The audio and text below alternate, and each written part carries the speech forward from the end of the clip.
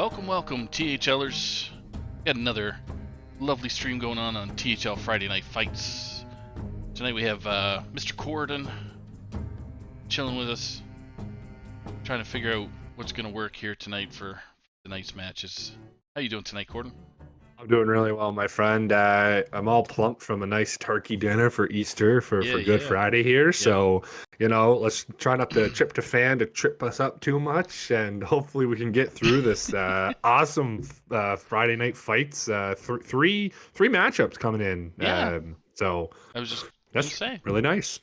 So, yeah, we're bringing in 3 matches. So we got the OctaTHLon, however way you want to pronounce it. So 8 p.m. we got tonight. Within a few minutes here, we got Dr. Fish and Sam Sees Ghosts for a conquest match in 2 minutes here. Then we got BGs, the regular BG season here with Bob's Bouncers, F2L Silver, Fish and Chirips, best name, and Phantom Force. That's gonna be at 9 o'clock Eastern, or right after this match here. And then we have a final match at 10 p.m. or straight after BG's. It's a last hero standing match with the OctaTHLon with what was his name? Geranium from Zerilla's Desperate Prayer versus Chronic, who's from Ten Wu Tang Clan. So gonna be awesome if the matches are anything like last night's, where they were kind of super quick, because people are still trying to figure out the meta, still figuring out what decks work, what decks don't. It was pretty exciting to see last night. So Yeah, this is definitely my favorite time when the meta hasn't settled down and everyone thinks their own deck is the best deck. So they're all bringing it, and Twitter's blowing up with "I reached legend with this deck. This is the best deck ever." So this is probably one of my favorite times, because especially in these tournament settings, you see so many different iterations of even the same decks, as we're gonna see here in the next match. No minion mage is one of the biggest ones of controversy, of lunacy or not lunacy. So yep. that's really why I love this, because there's so much different taste and just brings to these tournament settings. Yeah. So and that's the thing, right? So people get their own flavor, and own decision making in this tournament too. It just either see full aggro, or it's pretty much all aggro of what we've seen lately. Um, but yeah, so these two Yeah. players have basically got their bands going on. So if you want to walk us through what. Yeah. So from Sam Sees Ghost, we're going to be seeing a no minion mage, secret pally, control priest, and I'm calling it contact rogue, because it's not world kick anymore. World kick's gone, so kind of a contact rogue.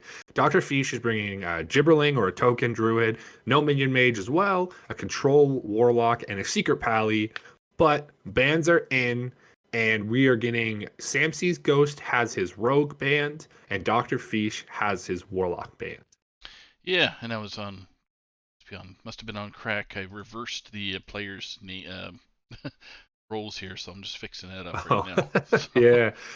I kind of expected to see this. We actually were talking to Fish a little just a couple minutes ago before his matchup, and I just kind of ad-libbed with the line that Sam has with a double Cthulhu lineup, and Fish said he probably wasn't expecting to ban either of those. I would assume that Fish's Warlock with that Ticketus that everyone knows and loves is most likely gone. mm-hmm. Ticketus and that Control Warlock do such a good job in the long game, slow, grindy style, because it literally removes 5 cards and then an additional 10 cards from your deck when you get Yashiraj. So I'm not surprised to see that Warlock and the Rogue. I mean, Rogue is pretty silly right now, especially with field contact, and the card draw ability. So I'm not surprised to see that one gone as well. Yeah. So what type of priest is Sam Sees Ghost here? So I'm calling it a control priest, but it's got a Cthulhu finisher with a Malagos, which I can only assume the Malagos is to draw those Cthulhu pieces and be able to cast them off quicker, because the new Malagos Spellweaver card, it draws spells until your hand is full. So you literally will just draw through almost, I mean, almost your entire deck. It is sort of the spell priest, I guess, as people were knocking around a little bit earlier. I guess it's not so much control, but the control priest and the spell priest, they kind of overlap with the new card Void Flare. It's that 4 mana 3/4, deal 1 damage to a random enemy minion. So, I mean, handful of spells, pretty good at getting aggro, especially with Condemn, the new rank up for Priest. Yep. And just like Serena Bloodfeather, Hysterias. I mean, it's as control-y as you can get with Priest. And then it just has that Cthulhu finisher. The slap you in the face Cthulhu finisher. You're right. Yeah, With exactly. 30 face points. So, all right. So both players are ready to go. So I'm just gonna let them get their stuff together. So Uh, first to spectate is gonna be Sam Sees Ghosts on the bottom of the screen for our viewers, and at the top of the screen should be Dr. Fish. So all let the right. let the boys get going. Wait for them to get in here. I would love to see the no minion mage matchup because, as I was saying a little bit earlier, Fish is actually running the deck of lunacy in his, whereas Sam Sees Ghost is not, and he's actually running a double deep freeze. Yeah, we So saw that. I. Yep. I'd be very interested to see how that matchup goes. Deep freeze literally generates you 2 minions, so and with no lunacy in Sam's deck, it's going to be curious to see which reigns supreme. And Fish's line actually not running the Cthulhu finisher with lunacy, so we're kind of completely polar opposites here. So both players' eyeballs have surfaced, and we are getting into it. So we Friends have list. Sam Sees Ghosts with Paladin, and we got Druid coming in for Dr. Fish. All right, I am jumping in here. This friends list is just the best thing in the world. Yeah, no, it was doing some super great things for us last night too. I heard, yeah. I was just in chat and wow, it was spicy. All right. So Dr. Feast does have this, I guess, gibberling token style. Yep. I say gibberling because it still runs it, but it's got a lot of new, really strong cards that came from the new expansion. And I mean, one of them you see in hand right there is the Thorn Growth Sentries, 2 mana, uh, summon 2/1/2 Treants with taunt, or not sorry, turtles with taunt, Turtle, which right. is extremely similar to when we were running the oh my goodness, the other two, the not solar eclipse, the one that rotated, the With lifesteal girls. Yeah, I know who you're talking about. The one two lifesteal. Yeah, that Yep. the one with the face. Yeah, the girl, the face, Yeah. the thing. So Sam's getting a very strong start, being able to slam down the brand new secret, Galloping Savior, which getting it this early is pretty good because Fish is more than likely. Oh, Fish actually tosses his Gruff Rune Totem. Wow. Okay. So that's a lot of potential burst damage gone, and Sam is going to get back here. I mean, you still have this secret up. I wouldn't be surprised if we see a Sun Reaver come down as well. Yeah. Yeah, what we noticed when Mr. Python had brought the Druid deck, Prize Fury just really exploded so badly on the Ufric's deck. Yeah. So Pride Fury is going to be insane if Yep. it can stick, right? I mean, this board right here is going to kind of prove it. Yep. We do have that perfect spell in Sam's hand to throw it off, and that's the Oh My Yog. Seeing a ton more play recently because it can throw off such amazing spells right now. I would see probably a man crit on my Yogg this turn, or maybe just Noble Sack. I think this Yogg has to come down. You saw this board, even if you're worried about a Soul of the Forest this turn, you can't let these 2/2 stick, or even a Savage Roar to push unnecessary damage. So there is the Oh My Yogg. Noble Sack and a Hero Power to finish it up.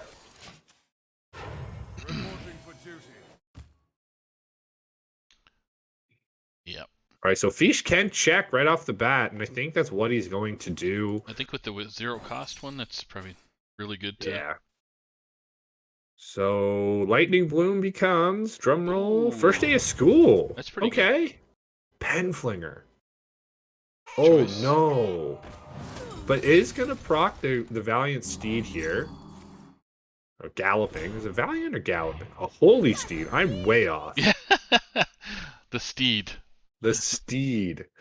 And I mean, with a handful of spells, this Penflinger is going to be able to do a little bit more work, and Fish in a really strong position. No Yep. secrets on the side of Sam C's Ghost, so the Cannon Master Smite is unfortunately just kind of sitting in hand. I'm going to start drawing those secrets with the Sword of the Fallen here. He's not gonna have. Does he have very many secrets left? I guess I should bring up my. Yeah, his list, I mean, we've seen he still has Double Avenge, which has oh, that's the second Galloping. So his second Galloping's gone. He still has Double Avenge, another Noble Sack, and another Yogg. So he still has 4 secrets in the deck. Okay. Um, Just concerned. I know. Just seeing Paladin last night that get all your secrets blasted. That just leaves you wide open.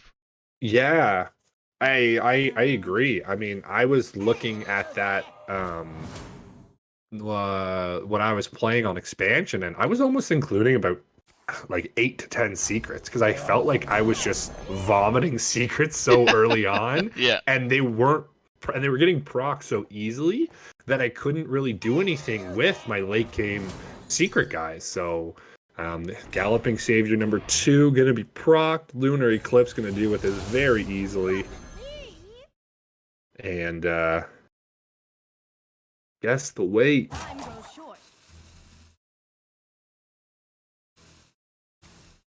I go for a more a Lunar Eclipse, and we don't know. It was less. All right. So chances we see the second Lightning Bloom in hand just going off there. So I was probably a Gibberling. Yeah. Could have been an Innervate as well, though. Crossroads Gossiper. Friendly secret is revealed. 2+2. So. Gonna actually turn that one secret he has into a 3/3. That will be Avenge. So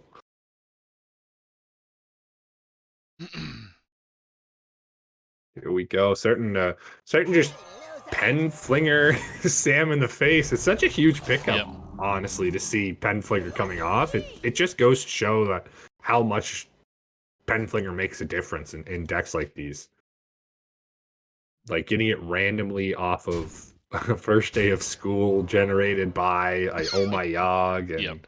now we're into a token deck, which predominantly you want to see big boards, but Fish has kind of changed gear and he's just said, I'm just gonna Norris is very nice for card draw. Yep.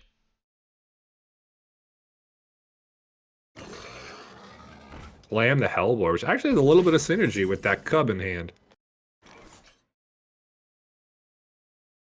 All right, so we can Choices. trade.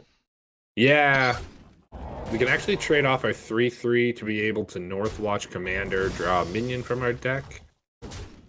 And then Crossroads Gossiper behind it, depending on the next draw. Ooh, McGurgle's very nice as well. Might be better. Oh. I guess in his eyes these are probably going to get procced before, and then this becomes a 6/4. Oh, Which, yeah, he's worried. You haven't seen the second Oh My Yogg yet, and smart play by Fish.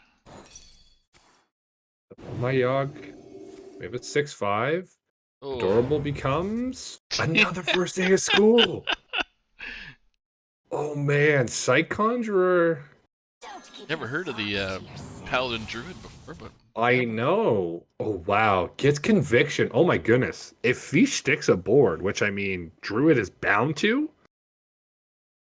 Oh wow, Conviction is huge when he gets to 10 mana. This is very interesting, especially if he can combo it with Savage Roars, which actually does he? Oh, Savage is gone, isn't it? Yep. It is. So he doesn't have. So that's just an additional damage he can. That's basically Savage Roar for 3 minions. Wow, this is an 11-9, by the way. I know. I was just looking at that. It's like, oh my god, that just got tripped up so fast. Yeah. It's gonna chop oh his. Man. I mean, But Sam's as doesn't have much to follow up. He's got.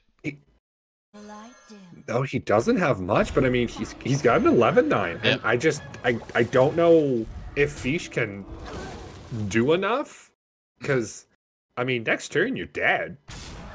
Yep. Because he's got 3, 4, 16 on the board.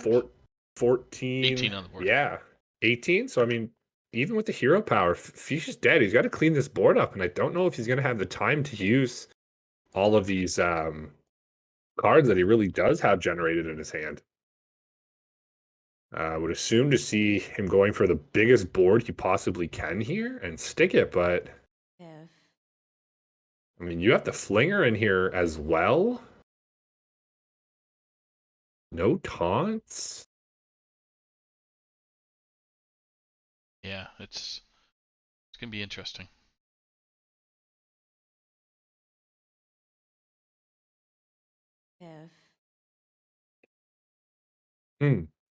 Yeah, I mean, he's gonna have the Flinger. That's. I don't know if he's gonna be able to stick a board enough. Oh, uses the Conviction to pick up the Flinger. I mean, this rips off the most damage that possibly can be done to him, but I mean, a Mankrik is Mankrik off the top lethal here? It is. Yep. Oh, especially hitting there. Mankrik. Ah, no fun. The Righteous Protector comes out and provides extra annoyance. It just buys him a little more time. Yep. Penflinger gone. These Gibberlings are going to be dealt with, and now 2 hits to go through another Righteous Protector. I mean, Fish, survived one more round, but I mean, this 11-9 is just feeding Druid. Oh, okay. Nature Studies pickup. Oh. Fog Beam to 3, but it's not. There's nothing else to combo. Nope.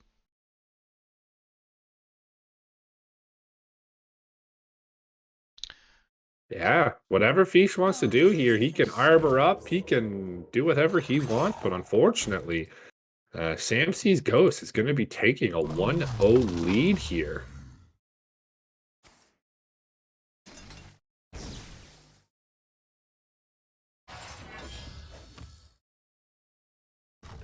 Pop the bubble. Yeah. Boom. Just going to finish off the trades and press the concede button. Big 1-0 for Samsee's Ghost. That's playing Conquest Series. That means they can no longer play with their Paladin because they won with the Paladin. Yes, gone. So we are bound to see this control, or I guess a control spell priest, or we're going to be seeing the no spell mage, no minion mage. No minion mage. Yeah, no Onion. So what does Fish bring out now? Paladin, or do you still go back with Druid with the rest of the deck? I'm thinking Paladin's probably a choice. I think Paladin is probably your best, because the no minion mage has, the only way you kill it is if you kill it. You need to be able to burst it down, and maybe the Druid can get there, but I think with the stalling that secrets such as Oh My Yogg have, or even like surprise Crab Rider burst with Hands of a Doll, I think he's probably what he's going to lead out with. I think it's his best shot. Even into the control, I think it's his best shot. Mage and Druid again. Druid, so yeah, I mean, it's not unheard of. I think Fish has a good chance if he can stick a board before Sam does anything too crazy. Mm-hmm. So we do see the guff in Fish's hand this time, not going to be chucked away so easily now. It's going to be huge for him to stick a meaningful minion, and actually has the marsupial creator, I like to call him, but the Marsupial creator. marsupial creation. Rune No, tome. adorable infestation. But Sam has good ways to deal with an early board. Devolving missiles, ruined orbs, combustion, brain freeze. Oh my goodness, and an invocation off the top, or incanter flow off the top. I Yep. mean, Give me that. yeah, all day, every day. Thankfully, it doesn't apply to the cards in the hand. No, oh my goodness, could you imagine? Could you imagine? Yeah, evocation with that hanging around the second card. Yeah, no. Yeah, silly, just silly. Yeah, just get a ruined orb here. I mean, 2 to the face. ooh, shooting star looks fun, but draw is key right now. Yep. He already has the combustion and the devolving to deal with anything Fish really wants to throw out on the backswing. I mean, Fish could have a pretty strong pop-off turn here. He does have the nature study. He does actually, adorable infestation is not a nature spell, but he's got coins. Innervate is, so Here he comes. I would have maybe liked to see a glowfly swarm that turn.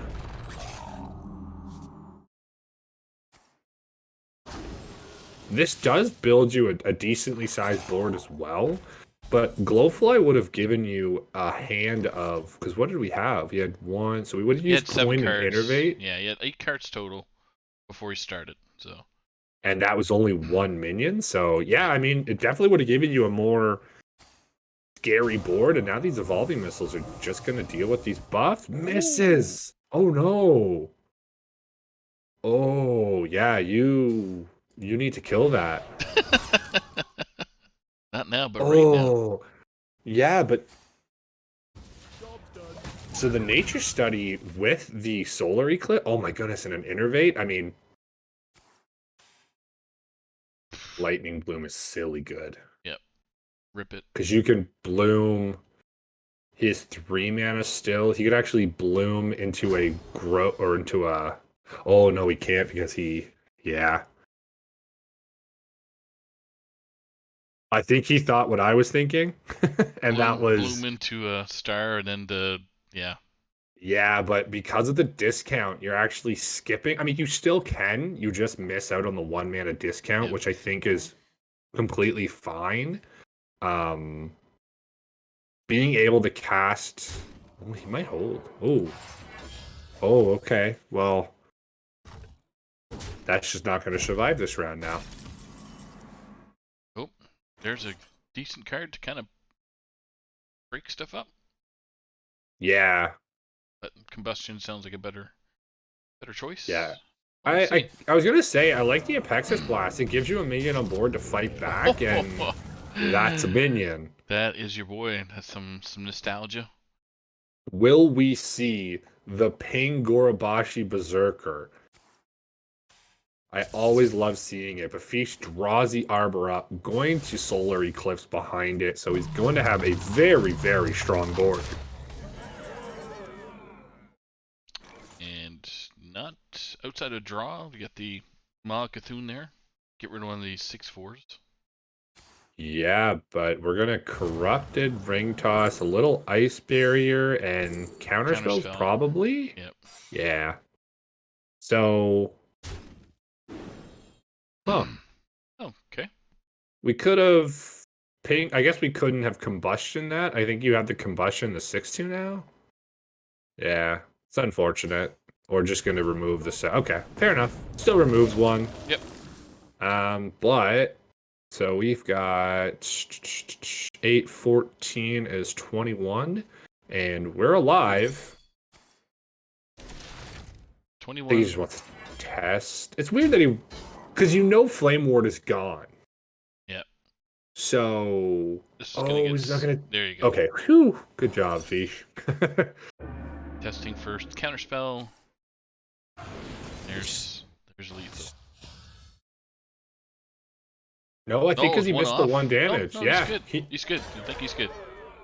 8, 7. No. Oh, one off. Okay. Yeah, he that one attack from the treant there Ouchie. prior to. But I don't know if that's really going to help much. Let's see what we get. Cards that don't cost you your hand. Okay. Open for. Oh, there's a nice barrier if I've ever seen one. And another counter spell? Yep, we're doing it again. But we're just still dead. Wow, that was the fastest ice barrier I've ever seen. All right. Well, yeah, Fish got off to that explosive start he needed to. Who knew? Having Gruff Rune Totem in your opening hand and not throwing him away was good and what you needed. All right. All so right. Sam comes back with the mage. Yeah, I wouldn't be surprised to see the mage come through, although he knows. I mean, he knows Fish's druid is gone. Yep.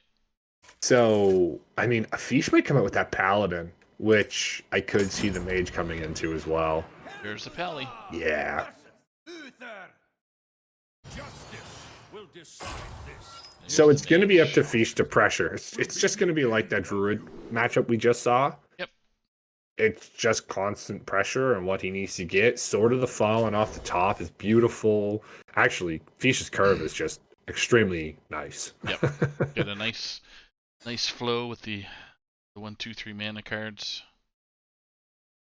And Samsy's Ghost is a little bit lumpy. Yeah, he's got the card draw and the AI, which you really like to see. But, I mean, devolving missiles in this game is not going to mean a ton. The biggest would be on Fish's. Actually, Fish doesn't run the Smith Cannon Master Smith. So, really, yeah, Samsy's Ghost is just hoping to get anything to pressure down. And 2 minion, Oh My Yog and Avenge drawn so far.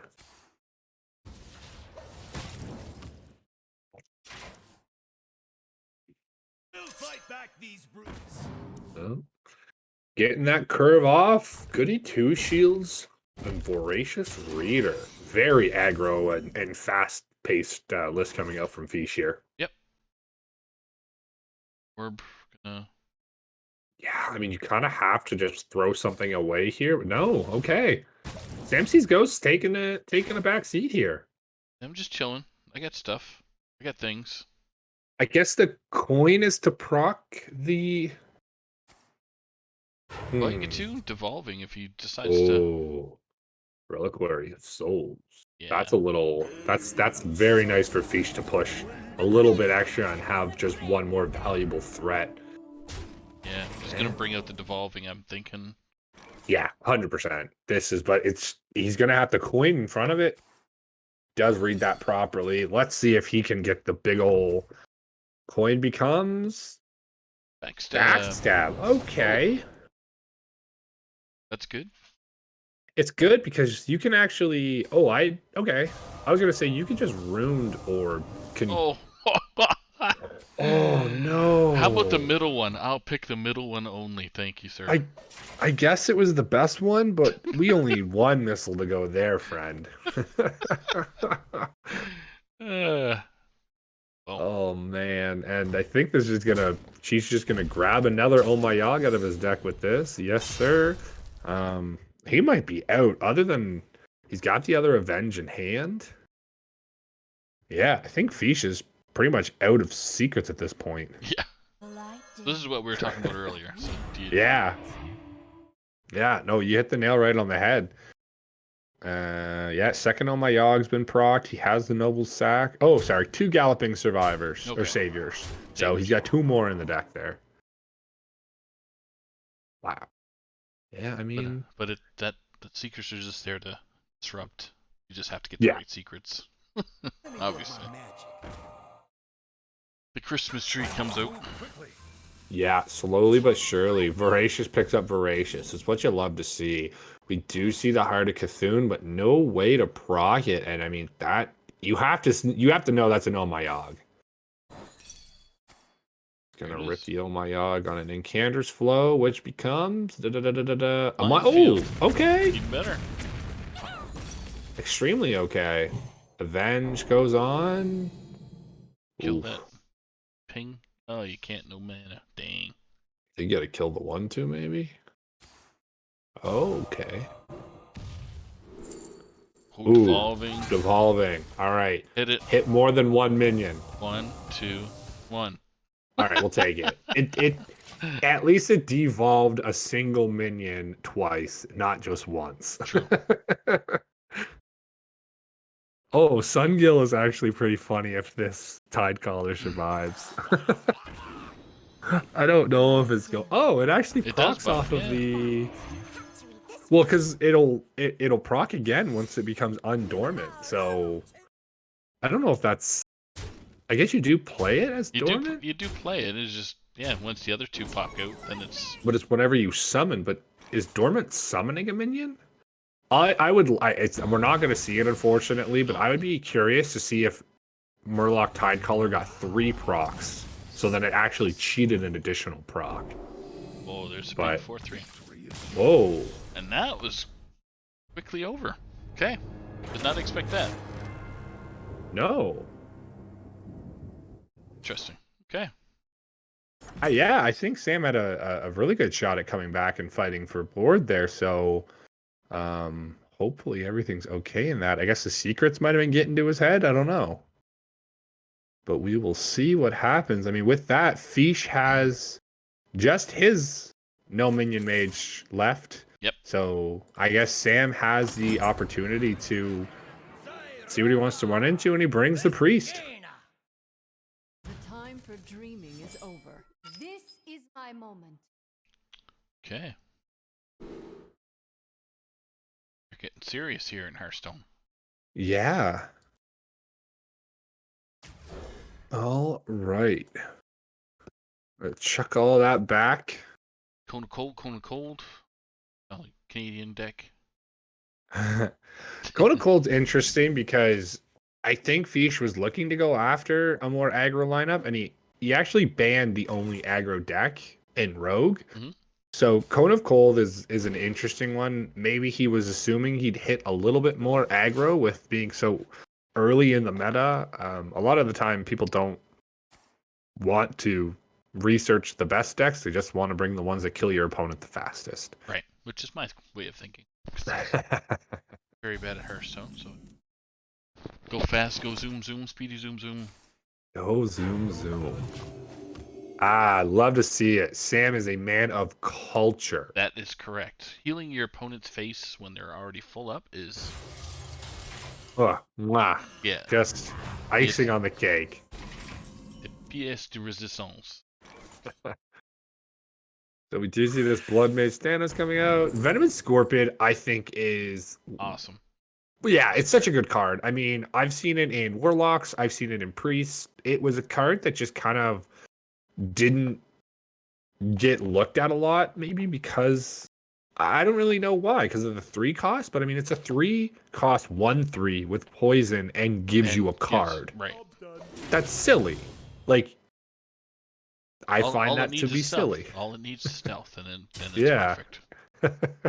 So Fish gonna throw it back and finds the deck of lunacy. That is why we play the spear, to find the deck of lunacy.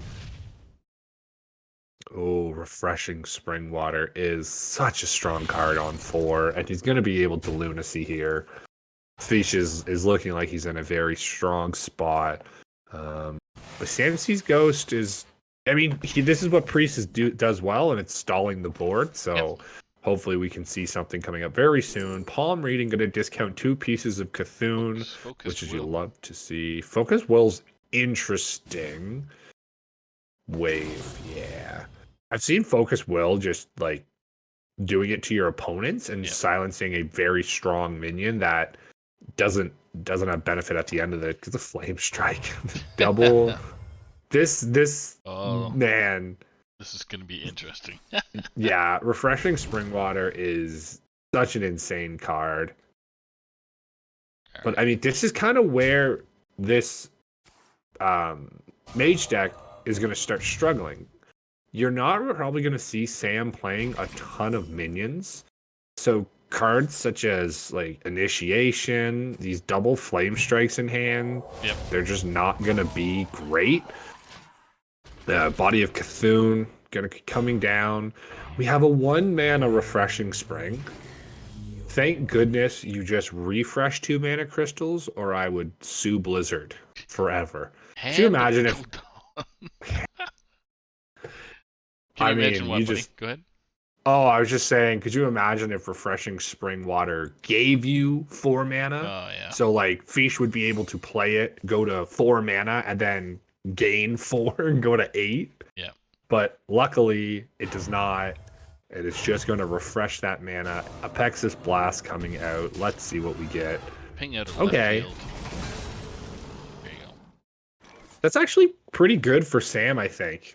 Seeing Fish use the Apexis for a minion, and then the minion that comes out of it to trade. Gonna cast. Oh, I'm interested. We don't see the light shower or the light shower elemental there. Cutting Because glass. with that second Raise Dead in hand, I think that's good enough. You've only had your Cthulhu, Body of Cthulhu die. So your light shower is almost guaranteed. That's gonna be Light annoying for Fish right now. He's got hit 3 hands of Gul'dan right now. Yeah. Fellow Guardians I see is a card that I always see in this, but yeah, again, another Fellow Guardians, Hellfires, Dark Portal. It's just this is where the Mage deck is going to get a little unfortunate. Plague Proto Drake is massive here. Yep. No more Polymorph for Mage, so I mean, you're confident. Yeah, this dies, but you've got a 7-drop coming out right behind it. Light shower. Ooh, we could double initiate it. Maybe just a flame strike initiation.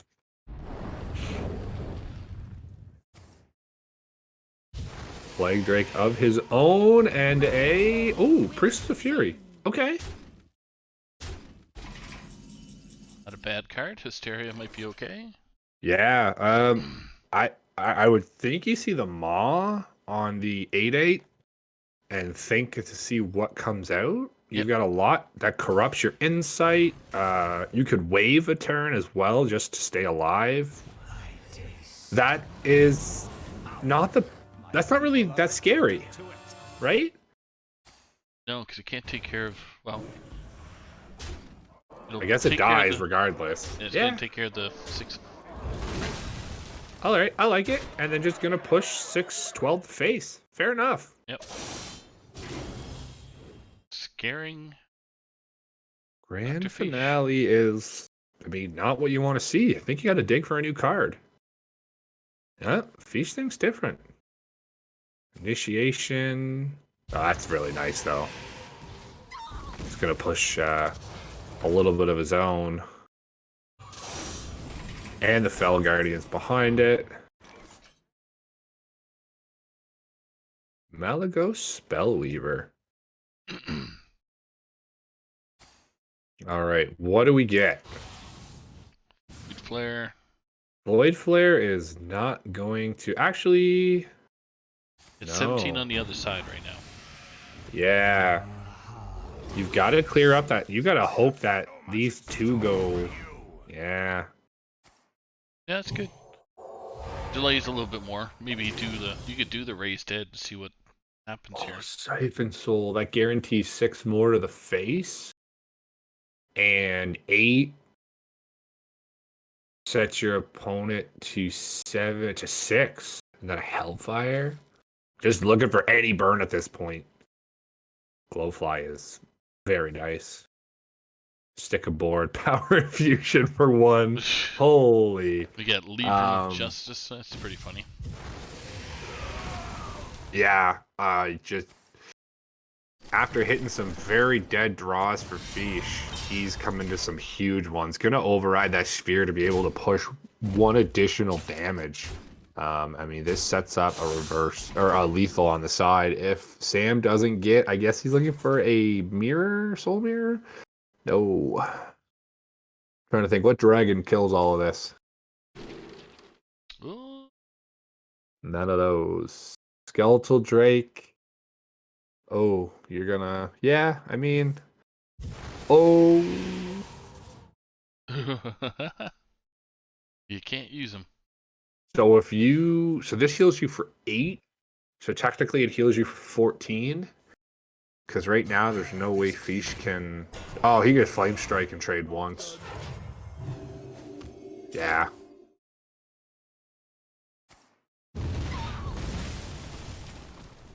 There it Okay, is. or that. Just Hellfires him. There was a lot of ways Fish had a way out there. 4 goes the heal, gets through that taunt, and takes a 3-1 victory. Good job, Fish. Yeah, So there you go, buddy. Very strong showing. see if we can get him in here for an interview. I'm sad we just- didn't get to see mage on mage action there.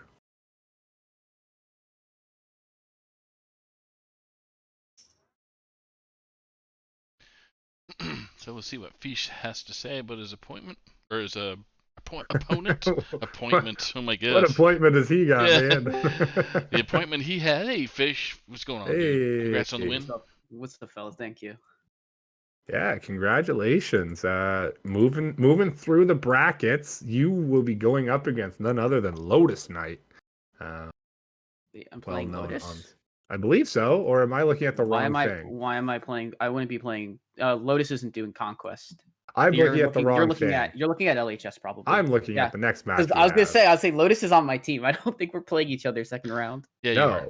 Yeah, you- he specifically asked for you. Yeah, he He asked to specifically has switch. challenged me. Yeah. Sorry. You got Lil You'll be Ninko. facing Lil Ninko, yeah. Yeah, and Nenko. Yeah, that's gonna be a challenge. Nenko's a good player. Pretty good. And we got just to, I guess, catch up on the second round. So Shibaka took out Kalis Luna, so 3-2. Mm-hmm. That's Yes. huge.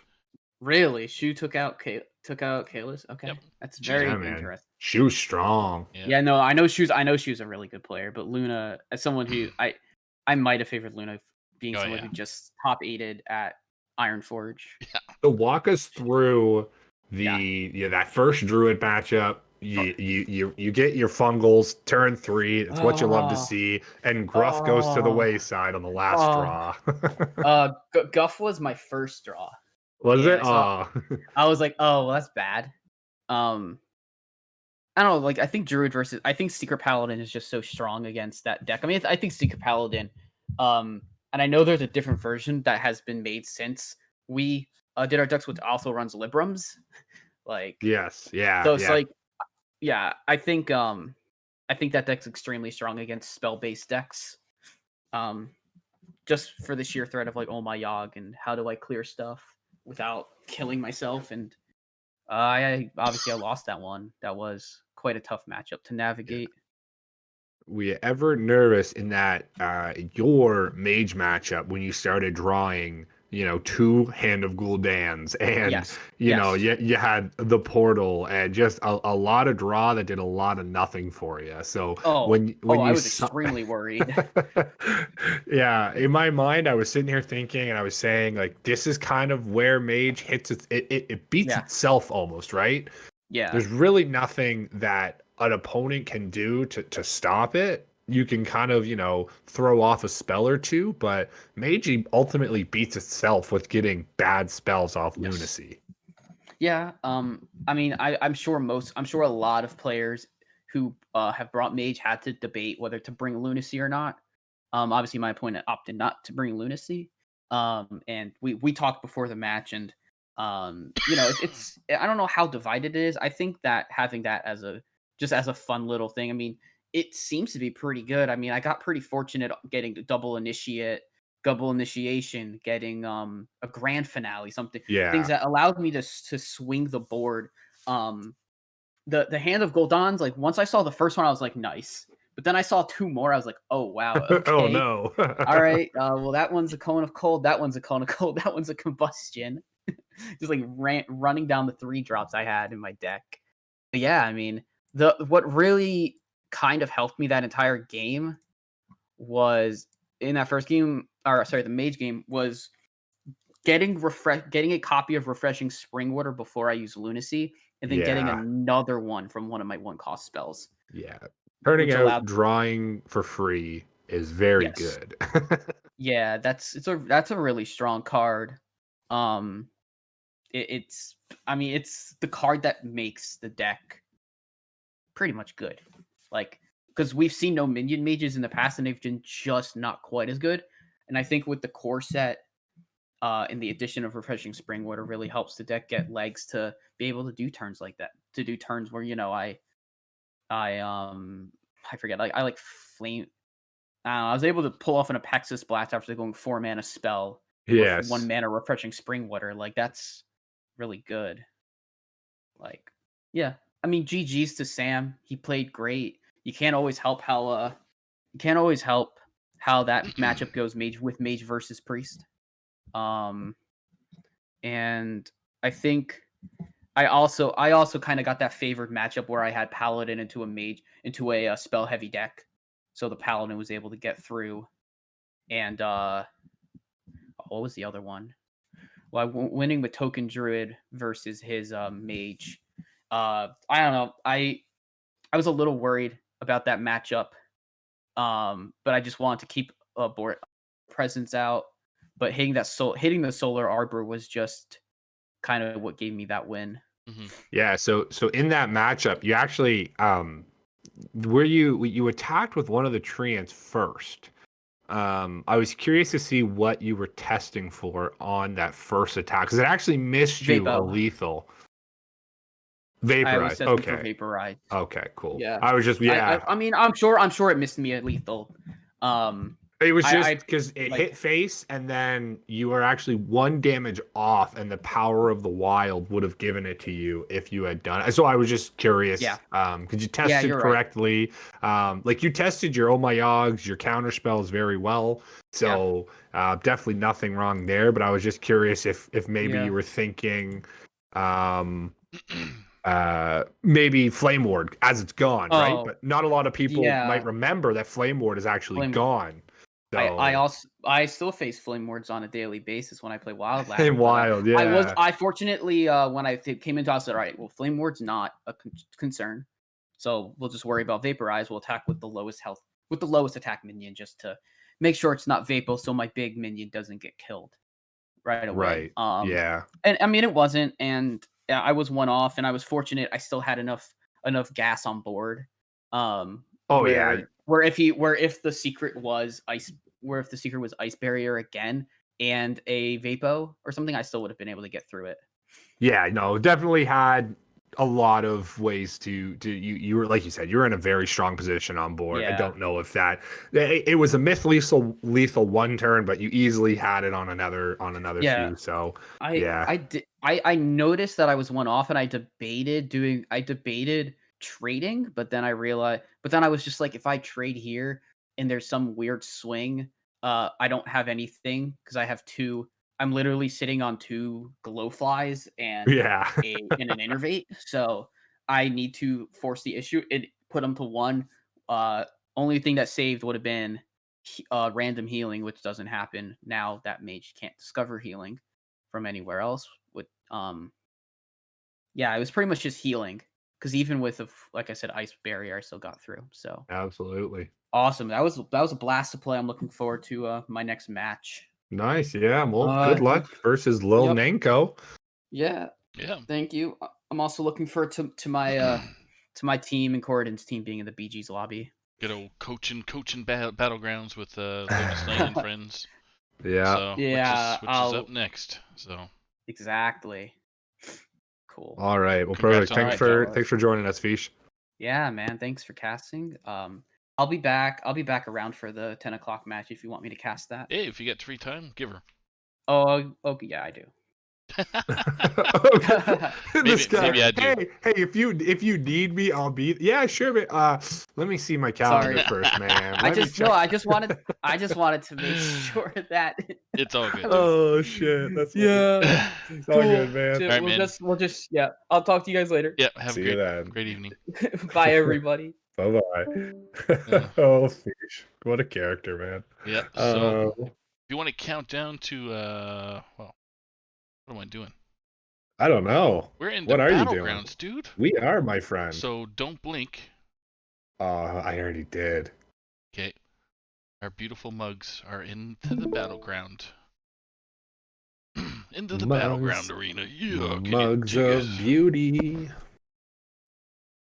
Yeah, So, going into battlegrounds here, week 3. So things are settling up a little bit. We're going into red lobby, and as Fish had announced a little earlier, we've got Bob's Bouncers, which is my team. We got F2L Silver, which is top of the leaderboard right now. Fish and Chirps, which is probably one of the favorite names I've seen so far. That's Fish's team, and Phantom Force is coming out as well. So we're bound to see some extremely good matchups here. yeah, and I was just kind of taking a quick look at the team standings right now. So currently, we got Lemurs in first with 109 points. We got Bob's Bounty Hunters at 94.5. Concede Your Match at 94.5. Bob's Babes at 93.8. We got Bob's Bouncers, your hometown crew, or my hometown crew, I should Your say. home, yeah. So all from Nova Scotia. So at 86.6, we got Phantom Force close behind at 84.5. F2L Silver 82.5. Friends of Bob at 76.3. Fish and Chips at 72.6.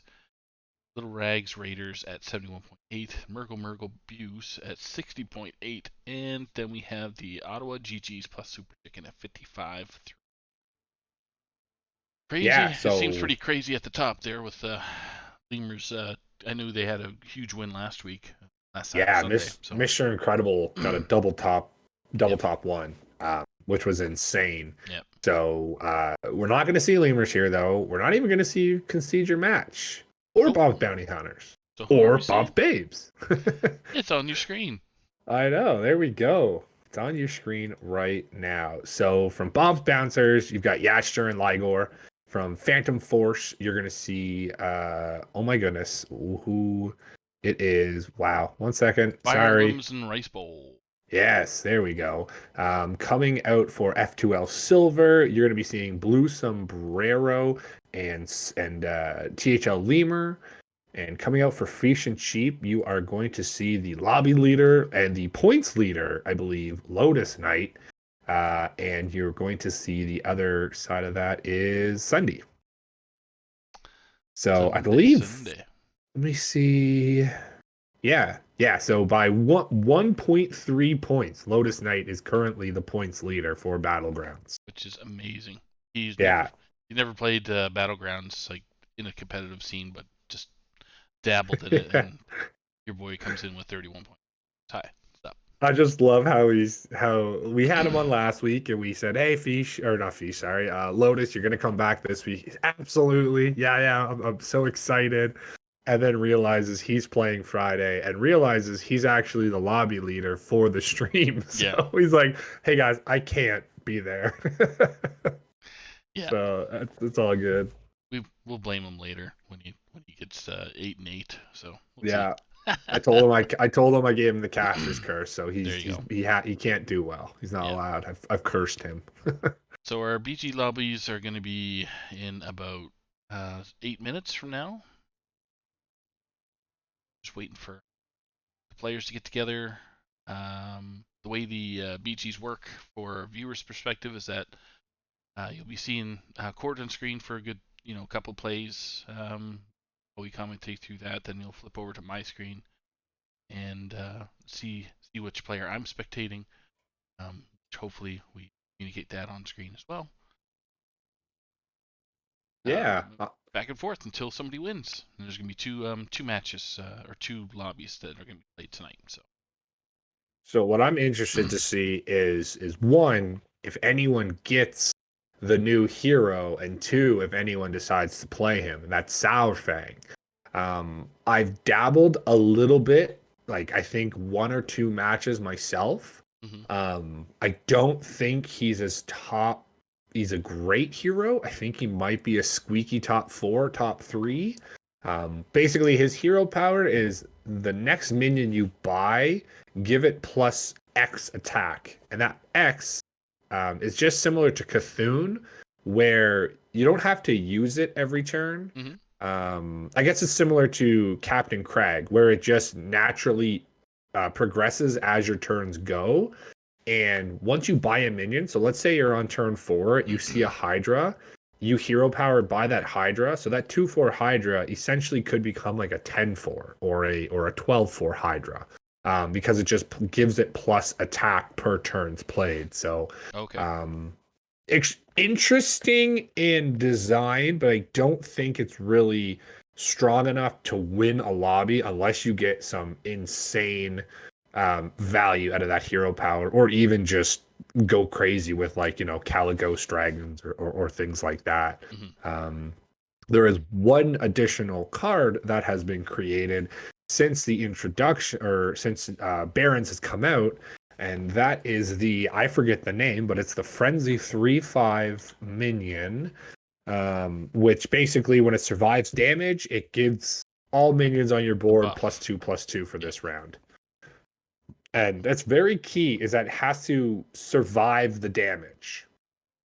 So that's where Frenzy and Battlegrounds is kind of weird, because you don't control the attacks. So Frenzy is super easy to proc in regular and anything conquest, I guess, if you want to call it. But in Battlegrounds, when you don't control your Frenzy attack and they just have a taunt minion that has more than 5 attack, it's just kind of a bad minion. So again, don't expect to see it early game. 100% token minions going into that. It's going to get a lot of value. It only procs once though, so that's something to remember. So yeah, that's the. I was just looking it up on the Hearthstone site. So it's Tavern 3 or Tier 3, Baron's Blacksmith. Yeah. There's Yeah. So no other card added. I was trying to remember if that was added too, but no, I kinda that still waiting for Quillbores, which I will expect we would see Quillbores dropping when this season ends. Which I don't know if they have it on their timetable, but it's got to be soon. They talked about Quillbores pretty early on, and the introduction of it to Battlegrounds. So I'm excited. I love the fact that they're giving like Quillbores to Battlegrounds as its own minion type. I've been talking about it pretty highly, so I think that's really, really cool. just messaging Lotus Knight to say let us know when this lobby is ready to go. Yeah, let them know when they're ready to go. So as we said, Lotus is the top point owner. Wow, words are difficult. The turkey is kicking in, Saku. That's Breathe quite through the okay. pain. Breathe through the pain. But let's talk about 2 and 3 in that lobby as well. Is THL Lemur, or I guess TH Lemur? I don't know how to say it. Just Do you say Lemur. the Just say THL? Lemur. Just Lemur, I guess. Yeah, anytime we introduce him on the shows, it's just Lemur, right? Lemur, yeah. And Blue Sombrero, The who old guy. The old guy. He's been around since THL's inception. So Yeah, that's what he is. That's why he's that guy. Yep. Who are coming out for F2L Silver as the 1 and 2, and they're the 2 and 3 in this. So you got to expect them as favorites going into this lobby. Yeah. Yadster, who is from Bob's Bouncers, had a bit of a shaky start. Did get a first place last week in the last round, so that's very strong. Fire Emblems coming out with Rice Bowl, I believe. Yes, in Phantom Force. Yep. In the bottom, but I mean, Phantom Force is pretty much tied for 5th place right now. They are, yeah. So I mean, the bottom of that does not. I mean, I say bottom. It's tough to. I'm not saying these guys are at the bottom of their league, because really on any other team, they're first place guys right now. So Yep. I expect this lobby to be very strong. Sunday and Ligor bring up the bottom, having a bit of a difficult luck, but hopefully Lotus can help his partner in Sunday out and drag him up to a higher finish this weekend. Same with the Asher with Ligor there. Yeah. So it's the Yachtster, just a fun little tip. Yachtster and Ligor. Ligor is Yachtster's dad. Yeah, yeah. So that's the cool part of the BGs, I guess. So some of us older gentlemen are more it's the good word. I don't know, seniors? I don't know, Senior, yeah, man. senior gentlemen that play in Battlegrounds don't need to worry about APM so much, but it does help. So Yeah, it's cool to see. I mean, you probably wouldn't see a dynamic like that playing in regular Hearthstone, yeah, right? Because it takes a lot of work to prep for Pro, Legacy, Hero, Wild every single week and to contact your opponents. And it takes a lot of time and dedication, whereas a lot of these players don't have that time. So Battlegrounds is a really nice place where you can come. You got to be here on Friday or Sunday at 9 p.m. ET. And really, there's no prepping because you just play Battlegrounds as you like to, and you get a random hero on that day. So yep, you can prep all you want, but if you don't get a hero that you've played with and you're comfortable with, you really need to just prepare yourself to be good, I guess, at pivoting out of awkward positions. exactly. So and that's again where I know from a Hearthstone standpoint, the more I play, the more I understand the game, the more I understand how the cards work, and it's repetitive play gives you a better idea of what to expect, how this particular hero behaves, and what this hero powers do. So and apply your knowledge.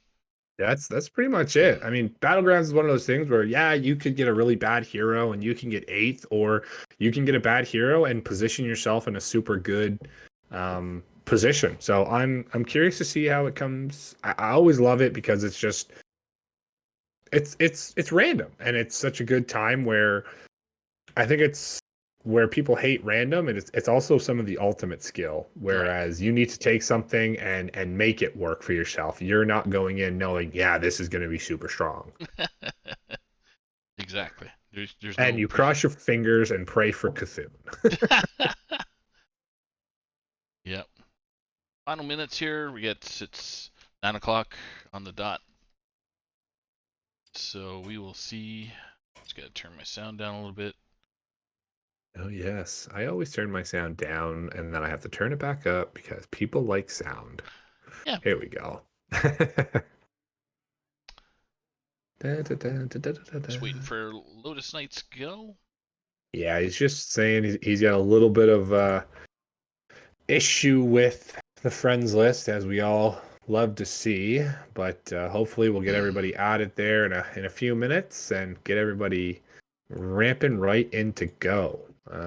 I'll try and give a quick rundown of what everybody's playing before we get too into it. The first couple turns are a little bit slower because typically they're just buy one minion, tavern up to four. Yep. So we'll try and use that time to go through, see who's where, and Saku will also have it on the screen once we know and get that all situated. Right. I'm trying to do it live now since I get a better flow. Noise. So try to. Flow.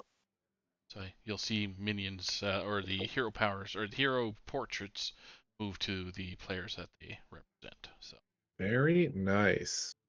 What do you have in your Easter dinner there, Saku? tonight for Easter dinner we had Jack Astor's. Nice. Oh, I love Jack Asher. Did you get the burger? No, I got the Asiago bow tie with bacon Ooh, and mushroom spicy. sauce. Love it. Nice. My man's making me hungry over I here. know already again, right? Now we Ugh, my wife Ann, she's gonna end up cooking. I don't know, something special. So nice. chicken Fantastic. chicken probably. So Sunday. Yeah. We had our standard our turkey with my family, and then come Monday for Easter Monday there we'll have a second one with my wife's family as is usual. So Yeah. happy Easter to all you THLers out there, and Yeah. hope everyone's having fun. And I strongly encourage anybody that has the opportunity to eat a turkey uh, stuffed turkey pizza. Whoa, Do it. what? Yes. Oh So boy. so close to us, Gordon. There's a place called On the Wedge. Basically, they have the chicken gravy as the base. Then they have the turkey as the meat, obviously. Then the stovetop type stuffing type stuff. Oh, And then they put the cheese all on it, and then they put on the side they put the cranberry coulis on, just basically as a drizzle. interesting. On the wedge. I'll take a peek. Yeah, it's in Bedford. No, Bedford. Okay, yeah, yeah. That's not too far. That's not too bad. Yep. Considering I can probably wave at you from my window. Yeah, from one igloo to the next. So if anybody has been in Yeah. Canada lately, yeah, we do not have igloos. No, man, it's been some weird weather today and literally the past like week. We've had beautiful sunshine, 16 degrees, and then yesterday it was like goddamn tsunami. Yeah, I know. Turned into a Yeah, big wind and rainstorm, so it was not very good. not good at all. All right, we are getting closer. I see the reacts when ready. Bob is flooding into the comment section. Yep. We are getting closer and closer. Yak reacted with a bob. Yatster emoted with a tonk. A tonk. Great job, Yeah. Yaster. That's See, that's what happens with young kids nowadays, right? these young kids, and now we've got everyone reacting with tonk. No. React this way. No, I want to do this way. Okay. Yeah, the Yatsher is leading the he's just leading the And his what do you dad call it? followed suit. Oh my goodness. Yeah, and Okay. Rice Bull just says, "Yeah, you know what? Rice Bull can't argue with Tonk," and I mean, I don't blame him. Um, All right, so we're still waiting for gentlemen's to suit up. So yeah, yeah, I gotta share my screen too. I forgot. getting a getting a couple ads. I guess bull that I thought I had people, but friends list only having a certain amount. Yep. Sometimes you just get the boot, which is fine. I don't mind that at all, as long as you get me back on there. So we got some lovely spectator bug going on, invite bug. So Gotta love it. please hold the line. Please hold the line. Long distance charges will apply. Aye. That's right. He is here, but the invite has bugged. Oh no. Somebody get the sombrero in.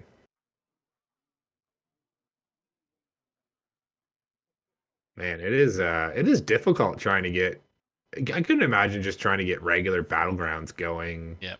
with friends and having the adding people like just as your opponent is hard enough when you scroll too far down the list. Uh, I don't know. They got to figure that out soon. But as they said, putting too many buttons on the home page would clutter and make it extremely hard. As long as the buttons work, it wouldn't be extremely hard. But, Yeah. Working buttons is the best type. hey man, I'm pressing this button, but I know it works. Yeah. Well, Look over about there. that. Pocket sand. That's right. Yeah. Oh, jeez. All right. Oh, gosh. So next match, we can probably touch base with that one while we're waiting for the lobby. Yeah, so we're gonna take a pivot from Battlegrounds back over to the OctaTHLon. I'm calling it because I don't want to say it any other way. Yep. As we go into the OctaTHLon, we're gonna have a last hero standing match. Natura Beast or Geranium versus the Chronic. So last hero standing, actually very different from what we just saw with Conquest. It's going to be you win with the deck, you stay with the deck. And if you stay with it, you beat them all, well, then you've just 3-0'd. So if your opponent loses, that deck is gone for them. It's pretty much hero, as if anybody from THL remembers. If you're not, that's pretty much it. If you lose with the deck, you can no longer play it. Different from Conquest, that if you win with the deck, you can no longer play it.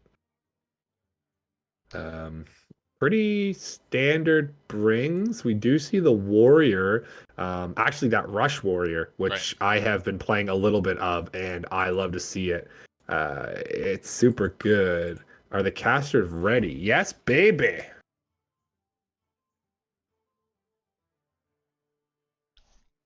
All right. We just typed ye and Yeah, I got excited. I got really excited. He got keyboard locked. That's what happened.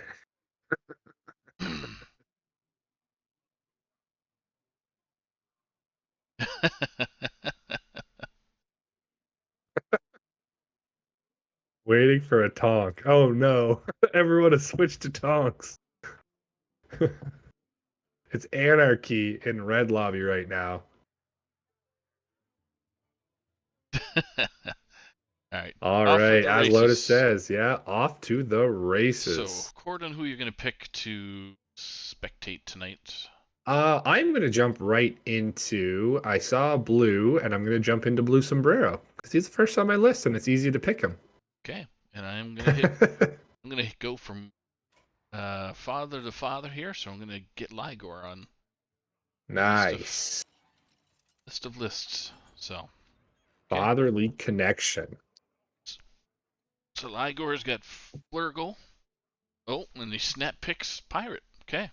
Yeah, Patches is very, very good. Other than Cthulhu, I mean him, Cthulhu, and I think I call him the amazing Alakazam because I want to. Those are your top three at the moment. If you can play one better, obviously you would take that one, but Patches is extremely strong.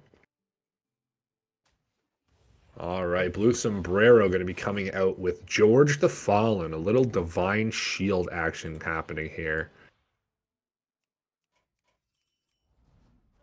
All right, so I'm just going to take a quick rip through the turns. We're going to see Fire Emblems on Jandis Barov, Ligor on Patches the Pirate, Matt Sund, which is Sunday on Reno Jackson, Yadster getting Omu, THL, or sorry, Lemur getting Ticketus, Blue Sombrero on George the Fallen, Rice Bull on Yogg, and Lotus Knight on Lord Barov. So actually being able to see both Barovs this game, which is pretty interesting. Yeah. All right. So chat will notice I am just trying to catch up to. Oh, sorry. Way too fast. It's all good, dude. So Ligor's number one right now. My list. Oh, yes. Oh, yeah. I guess that's the reverse direction. So these first couple turns are decently standard. Sometimes on 4, if you have a 1-mana hero power, sometimes you hit it, sometimes you don't. It really depends what the hero power does and if you feel you're in a good enough position. A lot of the times, as you just saw, everyone is pretty much going to tavern up to tavern number 2.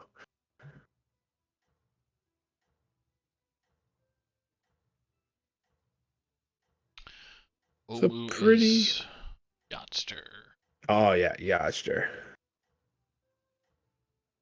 Omu is Yachtster.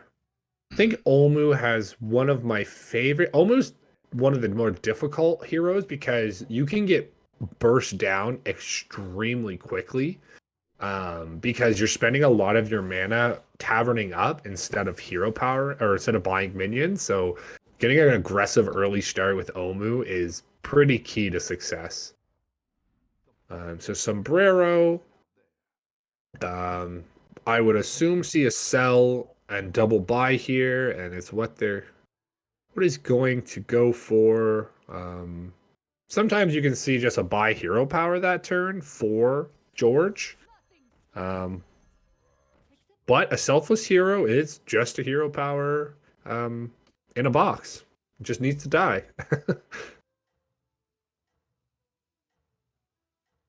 Okay, and blue is George. Okay.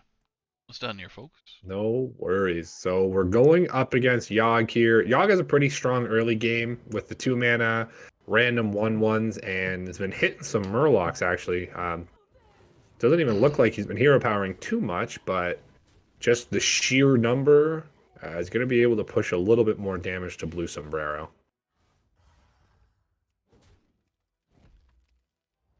Oh, and as I should say, missing this game, as I always miss to mention, we have no mechs and we have no beasts in this game. No mech, no beast. No mech and no beast. So Murlocs, typically when you see Murlocs are left in, you can pivot away from bigger minion builds because Murlocs are typically the easiest way to get poisons. All you got to find is the poison Murloc, and you've just made a poison minion. Especially in the later game, the only other way to get poison would be the 5-mana 1/1. I guess Tavern 5/1/1. Right. So pretty standard early on. Blue Sombrero just, I think, trying to put something together. Hasn't hit a hero power yet because just hasn't found a minion worth hero powering to stick around because you really don't want to be using 2 mana to throw a Divine Shield away down the line. Hopefully this hits a 3/3, gets a good value trade. And looks like we're gonna have a tie here. So that's good for Sombrero. Finally mitigates some of that early damage.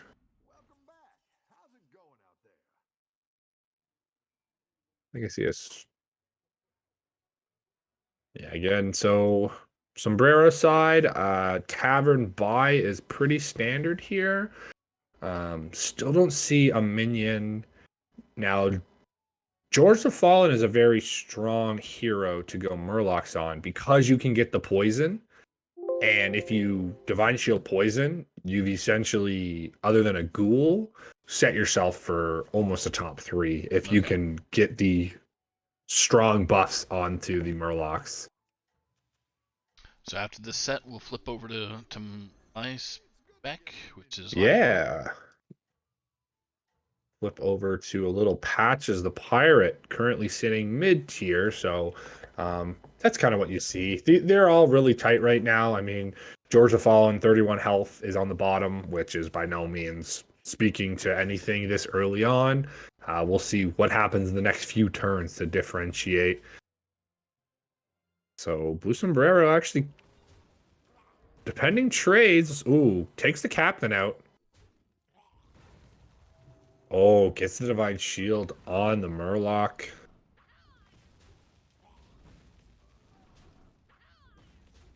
Ooh. Wow. Actually takes the loss. So, interestingly enough, he was getting buffs from Fire Emblem's board, and as he killed his minions, his Murloc got worse. All right, So, it's a little interesting little thing there. So, yeah, over to Ligor's board. What do we see in here, Saku?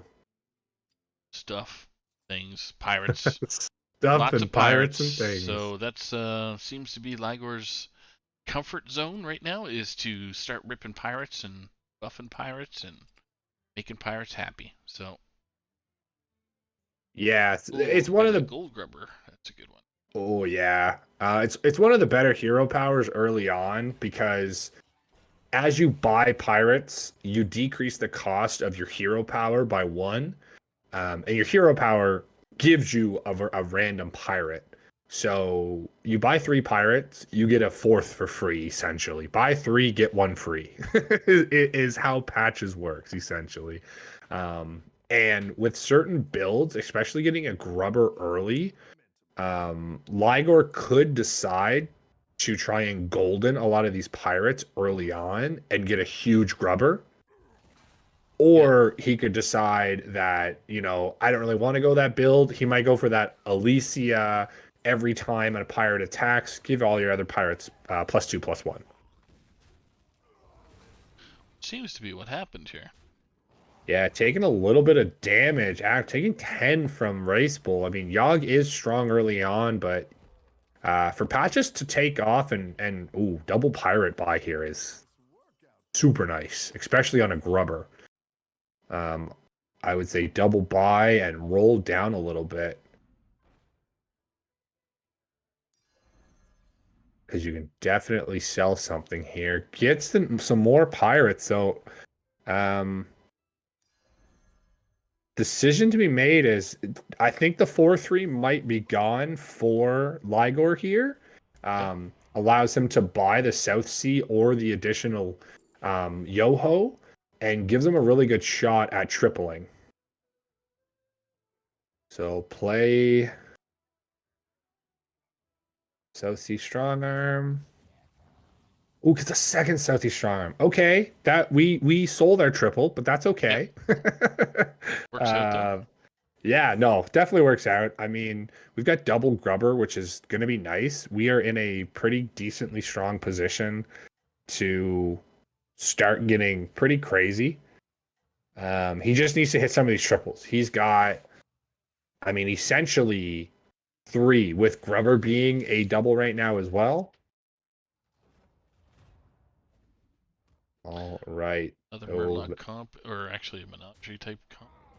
Pirates. yeah, so there is Blue Sombrero. Did decide to hit some divine shields on some of these minions, and actually divine shield hitting his frenzy. So That should be interesting.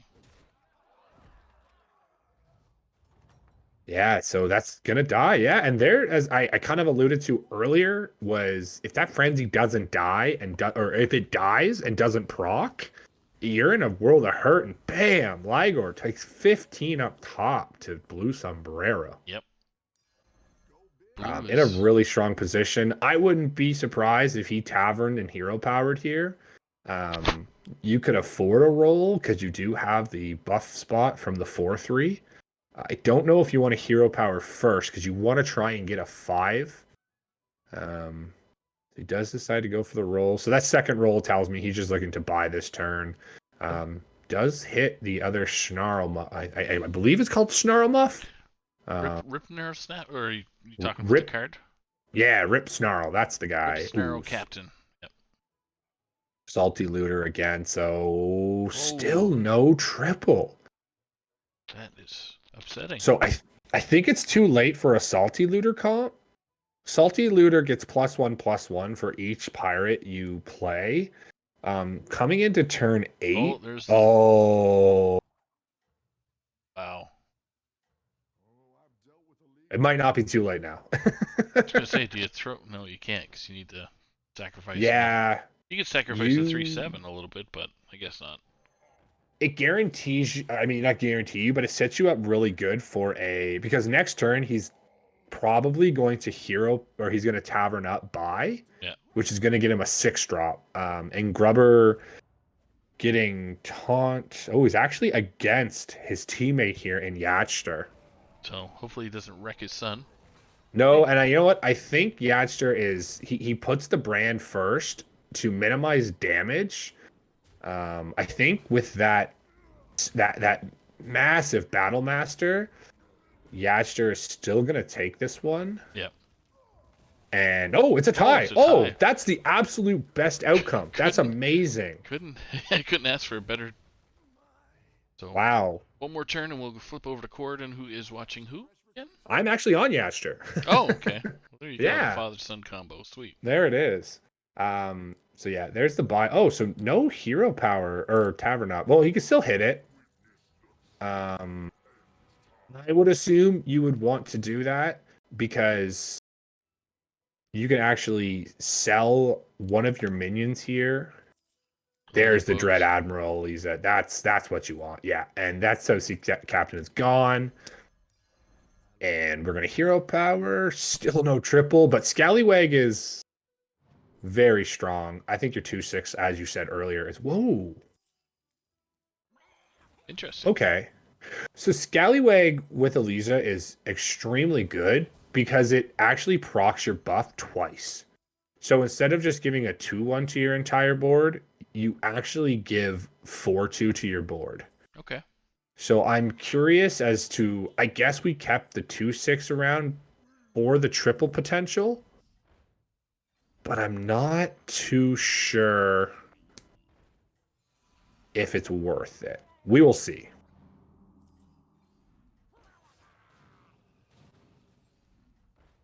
We will see indeed. He's coming up against Yogg, which doesn't look like Rice Bowl has been having the best time after that early spike and got an Eliza of his own. Looks like he was going a Murloc build, but now he's pivoting out of it towards, I guess I would say a Monot, but now this does not bode well. This is pure. That is a lot. Ligor pushing 28 to Rice Bowl, sending him out. We actually have a double elimination, which is really what you want to see if you're going out 8th, because you get the generous roundup. Now we're spectating Corden's view. Yeah, I'm on Yatchter, who is kind of he's gotten very strong. He's got a brand here, looking to pivot into, as I said, like that poison Murloc build. So I'll be interested to see where he goes. I think he's trying to get this triple Battle Master, because sometimes you just can't kill a Battle Master. Okay, little mana there. Aggressively rolling. It's Yatchter. So this Battle Master is actually going to get doubled with the brands. Becomes a 353. Poison's going first. He will be coming in against Lotus Knight, who is, he knows he's big demons, or at least demons. So hoping that these poison Murlocs can do a lot of damage. And even if he's the Soul Juggler, we've got some big boys on the side of Yatchter that I don't know if Lotus is going to be able to cut through.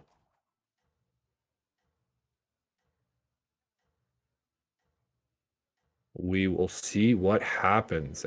Even Yasher, though, sitting a little bit lower as Omu, but he's gotten his tavern up. He does have the Battle Master. He did just take 9 from Reno, who is Sunday. So we'll see if he can stabilize a little bit after taking a bit of damage. All right, let's see who's. Yeah, so it is more the Soul Juggler build. So yeah. I mean, the poisons, if this poison survives, oh, and there's the hit that kind of puts the dagger. Yeah, Soul Juggler gone. Bursting for 3s are gone when your demons die. The only thing, and then no. That spelled disaster for old Lotus Knight, unfortunately. The top points getter getting sent out a little bit earlier than usual. Coming The in Lotus at goes 6th. out on a solo 6th. Yep. All right, so we do still have so Lemur next for Yatchter. Fire Emblems is still in it. Yatchter, Sunday, and at the top of the list is Ligor. Fire Emblems, who's my person to spectate is up against a ghost, right? Oh, very nice. Yeah, so it's kind of the way that it works for so I think the bottom 2, I don't know 100%, but they have a chance to roll on who faces the ghost and who doesn't when it's an odd number. So Fire Emblems, I mean, doesn't really pull the luckiest, I won't say, because Lotus just went out last turn. So Yep. really all he's doing is he's just missing 1 turn of doing stuff. He was still in a strong position. So Fire Emblem needs to be aware that he could get knocked out by a ghost, which, I mean, I've had it happen to me. So I 100% see it happening. Or not see it happening, it could happen. But we've got Yatchter going into Lemur's board momentarily as the countdown begins. Let's see what he's got. Okay. Only a single poisonous on the side for Lemur. I don't think that would be enough to get through these Battle Masters, especially with that poison not hitting one of these taunts. Yasher's getting some pretty favorable value trades. Yeah, these Battle Masters are pretty insane. And with that last hit, I think Yasher is going to be sending Lemur. Into It's the an dressing interesting room. Yeah, it's an interesting build Yasher's doing. So he actually leveled to 5, and he's leaving bigger minions in to deal with a lot of these smaller, I guess not smaller, but low health individuals to knock them out and guarantee that they're done. Wow. Fire Emblems ends up losing. To Yeah, Ghost. as I said, right? Oh, we got a big lineup here. So we got Loomer. We're at 5. We got Sunday. So Sun, at yeah. 4. So yeah, Lemur and Sunday tying for 4 and 5. So that's very nice for Lemur, because it will round him down or round him up a bit. Unfortunate for Sunday because I think he gets a 0.5 now or a point. I'm not too sure how that exactly works, but yeah. Another interesting feat to see right now is Yasher and Ligor are still in right now, and they've actually dodged each other in the top 3. So Yaster is getting fire emblems next here, whereas Patches Ligor is going to be getting the ghost. So yeah, Yaster hits the triple on the Battle Master, which is a whopping 28-12. Dang. Man, that is a very tough board right now. I'd be interested to see what Fire Emblems, but on Fire Emblem side, as I'm seeing on your screen, Saku, he's got the Yep, he's got the boys to do it. getting some thick minions here creeping up. Yeah. That Wildfire Elemental is actually what I'm interested in. If it hits properly, it could spell disaster, and it does not hit properly, unfortunately. If it hit the 16-16, it had a chance to clear an additional taunt poison. But with these remaining, oh man, so Yasher's going to actually take a loss here. Oh. He does mitigate a ton of damage by killing that Bran, but I mean, that's exactly what I had mentioned earlier on. Murlocs is the easiest way to get poison right now, and this Battle Master can be a 28-1000 for all I care. If you can't give it Divine Shield, it will straight up just die to poison. So Yaster is getting the ghost board, so why don't we switch to Fire Emblems on your screen, Sounds Saku? good. Okay. Switching over to my screen.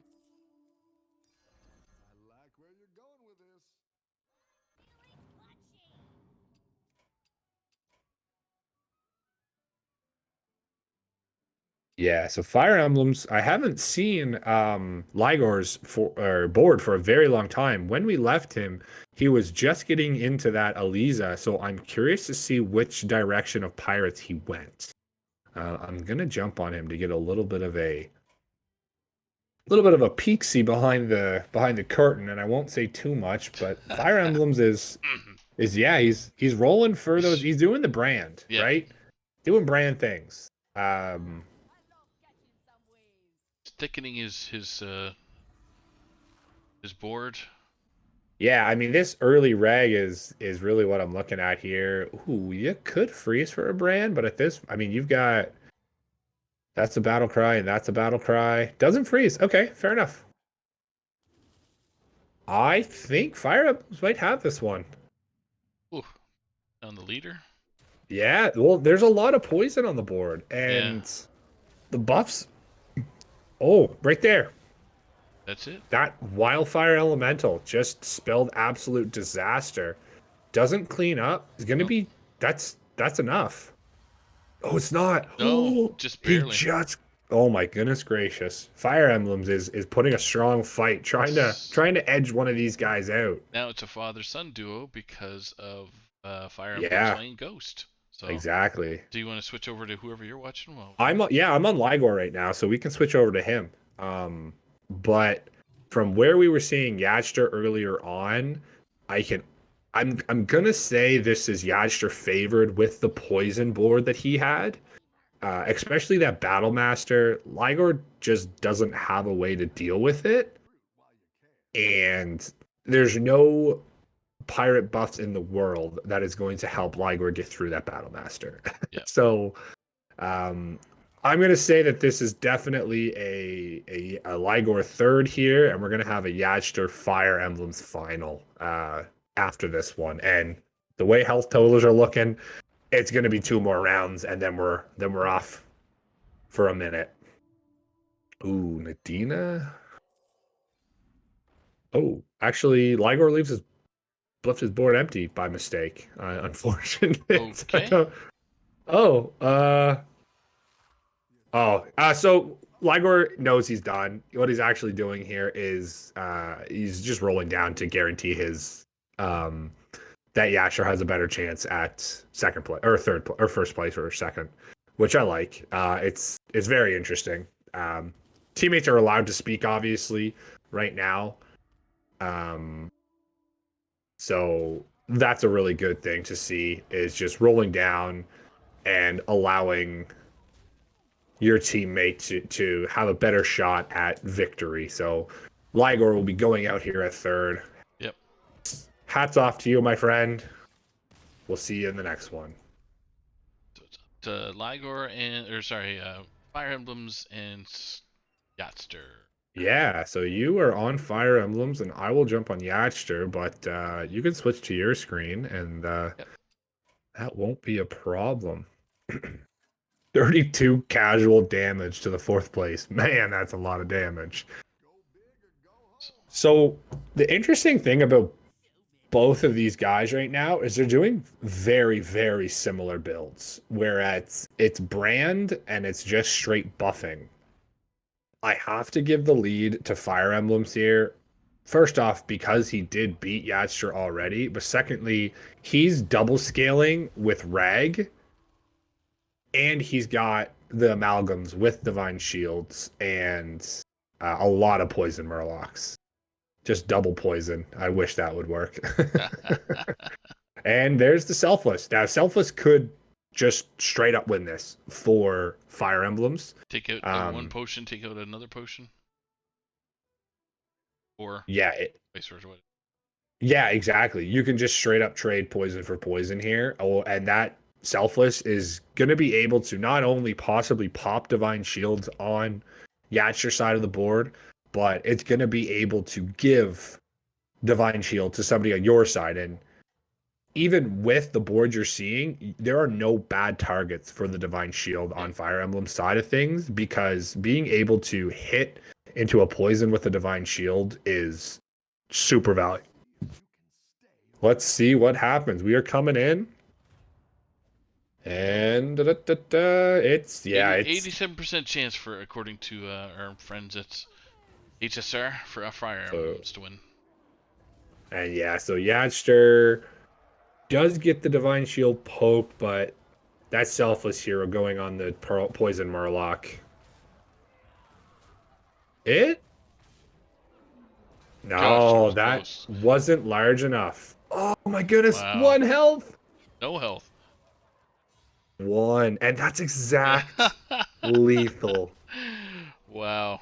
You can't cut it any closer than that, man. GG's going on around for that one. So, congrats to Yachtster and Fire Emblems, and Ligor and Sunday for getting top 4. Yeah, and actually a tied. It's another congratulations there to I believe Lemur got the tied 5th for 4th. So 5th for 4th.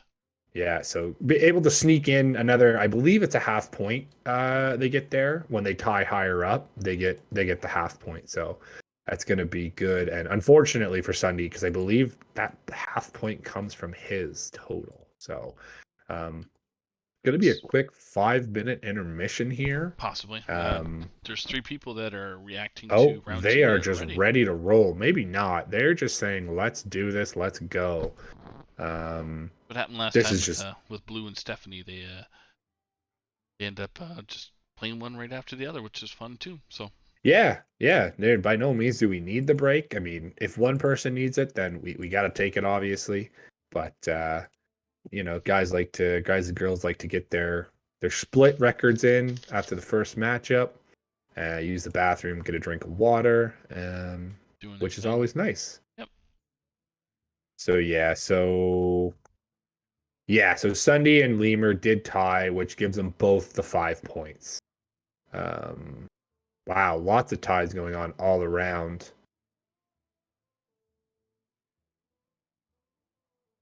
A lot of ties going on. Blue lobby had 3rd with 4th, 6th with 5th, 7th with 8th. Wow. Like, you can't make that up. And even in our lobby, right, you had 4 with 5 and 7 with 8. So I think that was the last one. So that's gonna boost Yachtster up quite a bit. It's gonna give him 8 points, bring him to 31. Yep. The win by Fire Emblem is gonna bring him to 29 points for that one, and Ligor's is gonna give him 7 points to bring him up to a 20. So big showings from the guys there, especially Fire Emblems and Ligor, who were closer to the bottom. And it just goes to show it doesn't matter where your points are and what points you have. It's just how you play in and out, and getting one first can honestly change the entire direction of the game and for your team. Because first is 10 points and second is 8. So it doesn't draw like a 2 point difference is pretty substantial. Yep, I would agree. So it's to make sure the leaders are battling through the whole battlegrounds. Obviously, they deserve the extra 2 points. So. Yeah, absolutely. Yeah, I mean, when you can slug it out and find the way to push that extra victory, it's so great because if you don't perform as well in your second split here, you already have an additional 2 points to kind of pad your stats with. So that's why I really do like the first place getting 10 and just, like you said, that additional pat on the back that you went the full 9 yards and you got it. You got her, bud. Survived. So we're at Sir. six players ready. Waiting for the other two. I'm trying to figure out who. Ready? Let's see. So we're waiting for Loomer and Blue. Yes. Yeah, that's all right. Take a little 5 minutes. Take a mid. What is it? The seventh inning stretch. That's right. Take a seventh inning stretch, everyone. Hydrate, whatever you're hydrating with, water, pop, yeah, little beer, who knows. Gonna stretch in. I'm gonna stretch right now. Oh baby, that feels good. Snap, crackle, and pop. Oh my gosh. I think ever since I had I guess my wife had him, but since the babies arrived, I have snapped, crackled, and popped no more than 100 times per day. Awesome. The dad noises are in full swing. That's right. That's exactly what's supposed to happen. So every time you get out of the chair to go, either pick them up, something, or go feed them, is crack. Okay. just the big. Here we go. Yep. Yep. All right. So we're still waiting for and Blue. How the other team's doing right now? The other team, so as I said in Blue Lobby, Andraste and Pocky actually went 1 and 2. Nice. So As expected. Bob's Bounty Hunters doing extremely well. Dabs and Debs doing a 3-4 split. So teammates seemingly not going out at the same time, splitting the 6.5 points. Really good for Gurgle Buse. Some much needed points for those guys. Mm-hmm. And your subs in Diamond and Based getting smacked for tied for 7th and 8th. What I love to see. They're subbing right now for the Lemurs, as those guys are in a community tournament right now. So they needed some emergency subs, and Diamond and Based jumped in and played Savior. So maybe they can get something rolling with the second matchup of the night. The Lemurs, yep. Oh, one more person. Oh, just need one more. Sometimes it is low, like the lobby leader who doesn't react to their own thing, and it really throws me off because he's like, "Okay, we're going." I'm like, "Whoa, wait!" But not this time. There it is, Now number 8. So fantastic. So what's going to be our bands today? I know, right? So who do you think? Name two heroes portraits. All right. So we haven't seen, but we're probably going to see the great Alakazam, because I think he's a high pick, and out of the chances of getting him, and let's say we're going to see Archvillain Rafam. Okay. Yeah. What about you? What do you think? I got Cthulhu, and I gotta have say Omu's gonna be in there. Okay. Nice. Yeah.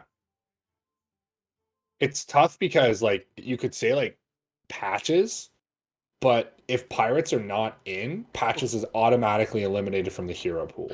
Okay, so we have our players in. So we're gonna spectate Corden. Who you're looking at right now? I'm on Blue Sombrero. I am going to jump on Sunday right now. But it's Friday. I know, but Sunday night is also Battlegrounds night. That is true. Whew, Ragnaros. Right off the bat, I like to see it, Sunday. So I'm going to recite them off of. We're on my screen, correct? Yes, we are. Okay, I'll recite them off my screen. We are going with Matt Sunday or Sunday on Rag. Archvillain Reform, I got one, baby. On Blue Sombrero, George the Fallen for Ligor. Yadster is on Lich King. Lemur on Maev. We have Omu, you got one there, baby, Yep. on Rice Bowl. Fire Emblems on Norse Damu. And Ysera for Lotus Knight. Not in this one are mechs and pirates. So mechs, no mechs tonight. Good day, sir. Get out of here, mechs. No mechs for you. So I like that. We got 1 for 2, you and me. That's not too bad. I'm alright with it. You know, add us together. We got there, right? That's what I'd like to see. I'm just as smitten as you are, dude. So I guess I'll go over Ragnaros' ability because it's one of the more unique ones. So basically, it's a passive hero power that after you kill 25 minions, you get Sulphurous. Now, Sulphurous is a passive ability that will give the leftmost minion and the rightmost minion on your board +3/+3. So the key there for Sunday is to kill early on here. He really needs to start stacking up the kills on his side, get the Sulphurous activated early, and get some very strong minions in those positions to absorb the 3/3 buffs constantly. Mm-hmm. So he's gonna get a double trade here, which is very nice. Going against his buddy Lotus Knight there, so Lotus being a pal and giving him a double buff on his trade. So I would see a sell double buy here from Sunday. You just want to utilize these 1/1s and turn them into things that can kill. Don't always see it, but yeah, there we go. All right, perfect. So slowly but surely, we're going to get underway here. The Reborn minion is very nice because it can value trade into 1/1s early on, but it can also kill 2 minions very easily, which is nice for Rag.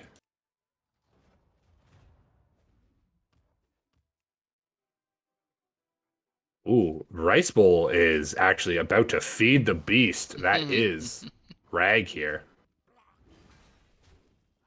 Thanks to riches, boy. Wow. Gets a nice 6 off of that, or 4 off of that one, I believe, or 5. So that's what you like to see. By turn, I think 7 or 8 is really when you want to be hitting the Rag buffs, if you can afford to do so. So sometimes you see Rag just buying minions early on to just straight up kill enemy minions and then aggressively tavern up as you go. All right, so flip over to my view after your battle. Yeah, there. for sure.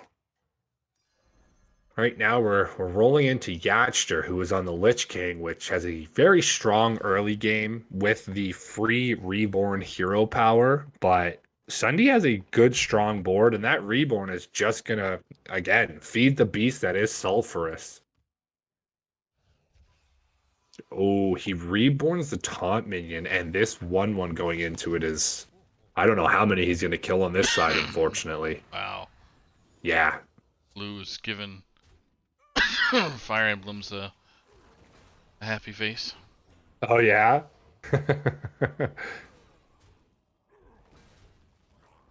All right. I think I love the emotes out of Battlegrounds the most because they're just the most hilarious animal cartoons. And when you hit someone for 30 and you see an unhappy cow pop up, it's just the best feeling in the world.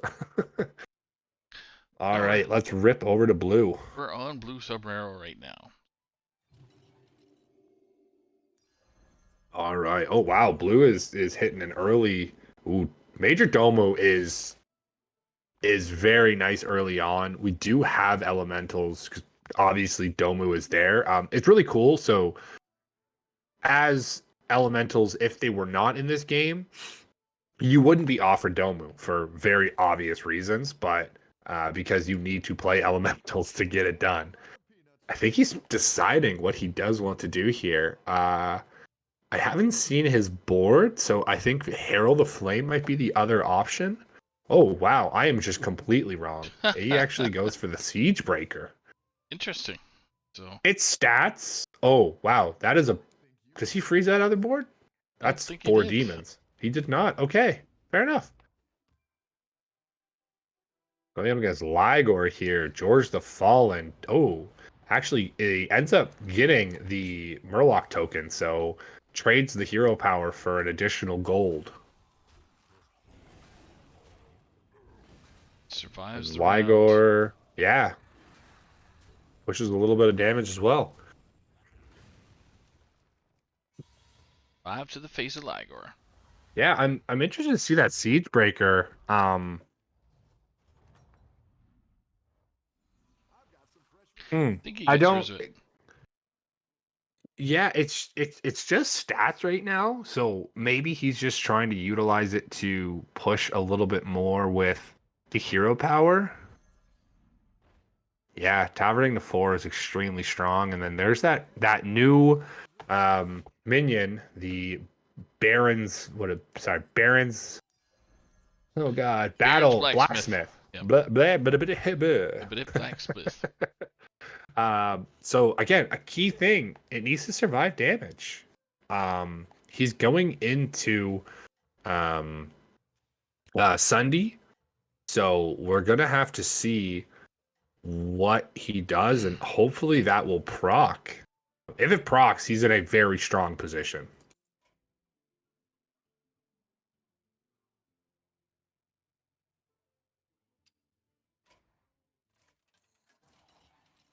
All right, we are rolling in, and yeah, it does look like actually both of them will proc, as they both are leading out with that with that new Baron's Blacksmith. That's not But permanent on the minions, correct? It's no, just, yeah, so it doesn't carry over like the I guess the Paladin secret. It is just for that one turn, that one round. But yeah, like I said, Blue Sombrero pushing 10, and you still did not see that Sulfurous online for Matt Sun or for Sunday. So we left him when he was close, but he's not getting quite there. Sombrero he's at an interesting turn. So he's at a high value. He can kind of leverage his life total in this situation and Tavern to 5 and then hero power. He might take a little bit of damage. It just depends on how scared he is of Lemur. And now they are teammates, so they're talking right now. What do you want to do? Where do you want to line things up? This is what I have. This is what I don't have. Okay, you should put that first or put that second. So there's a lot of talk between those guys going on. If I'm Sombrero here and I'm Lemur, I'm taking this turn to Tavern up because, yeah, 100%. And in this way, Lemur can actually give Sombrero a guaranteed minion that he wants to, if it dies. right. So next turn we'll flip over to your is that yours? Yeah, I'm on Rice Bowl right now, so we'll get there after this match, after teammate v teammate. 24% chance to win, 7% chance to tie, 67.7 chance to. Yeah, I think Sombrero has a very strong chance. It depends on where these hits of these. Oh, the Veil Weaver does hit the Siege Breaker, so yeah. Sombrero pushing a little bit of damage and getting that second Baron Blacksmith. Whoops. That is a whoops. And actually, Rice Bowl got knocked out. So let's stick on your screen for a minute as Rice Bowl going out at 8. I will jump quickly onto another person and we will watch Blue Sombrero for one more roll. Yeah. So disappointing outing for Rice Bowl, getting ghosted early. But Yeah, it looked like he Me did too. the Omu. Unfortunately, did Omu things where with Omu you power level and just couldn't find um, the exact way to survive the early game with. Oh no, I might have to restart. I think the Spectator bug. person I was. Yeah, I cannot spectate two games at once, so I will be back momentarily. Yeah. Right now we get blue jamming on some elementals.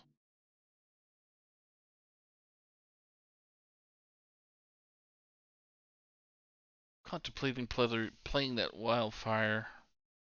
Grabs a faceless tavern goer and a toxfin. Toxfin for the poison quality. Oof. So see how this aligns. So you get 24. Sorry. 50. 46% chance to win this match um, versus Yachtster. So 48% chance to lose. Boom. All right, I am back and ready to roll. There we go. All right, no bugs here. Kill. Bam. Oh wow, Sombrero getting some pretty valuable trades here. Minimizes damage, but unfortunately doesn't take out 9. Yeah, sure whack. So who are we spectating for you? I am on Lotus Knight right now, who is playing Ysera, which is probably one of my favorite heroes to play. As Ysera, each time the tavern's refreshed, it just gives you a dragon. Just straight up, you want a dragon? Here's a dragon. Here you go, As bud. we see, Lotus Knight filled the board with dragons. Oh, would really love to see the Caligos there, but Amalgadon isn't the worst buy. Um, Picks up the Faceless Tavern Goer for hopefully tripling something, but oh my goodness, it's just offered the Steward of Time too many times in a row. And early on, that minion can squeak you some wins as it's a 3/4 on Tavern 2. But when you get it as Ysera constantly, it is just the worst feeling. We are going up against our nemesis in Norse, Damu, who is an undefeated Fire Emblems right now, who has a 7 Murloc build. So, we'll interested to see what his board looks like. We'll see it right here.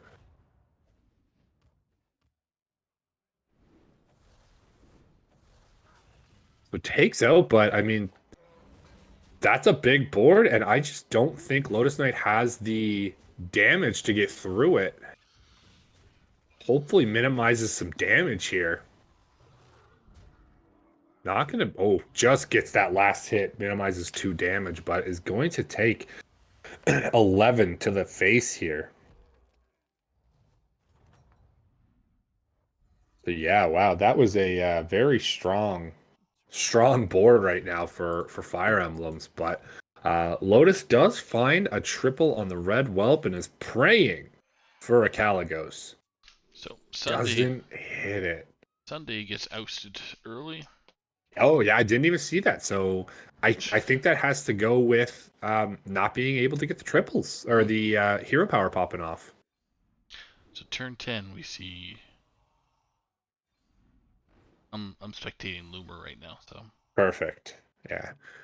Still on Lotus here. He doesn't hit his Caligos just yet. Does find another triple. Can't buy it this turn, but will most likely freeze and just praying he can get this Caligos. But I don't know. He needs to survive a late game George, which is extremely difficult. But Ligor is not on a win streak at the moment.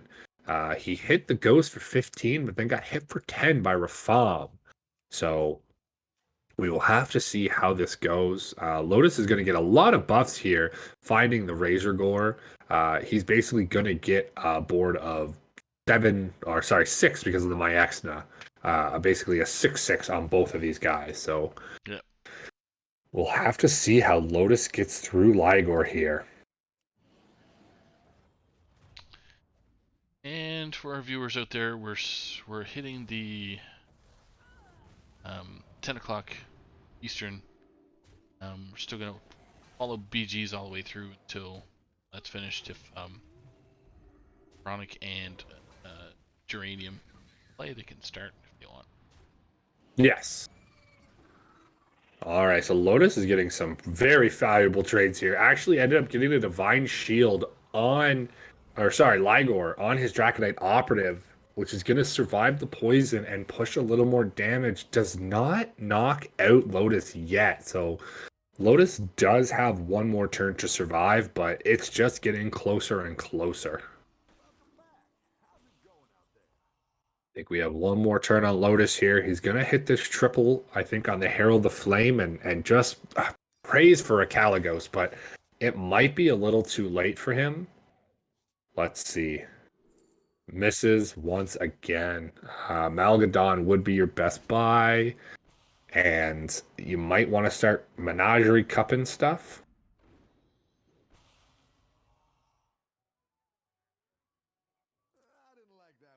Murazond is actually going to give him something from Ligor's board, and he gets the dragon.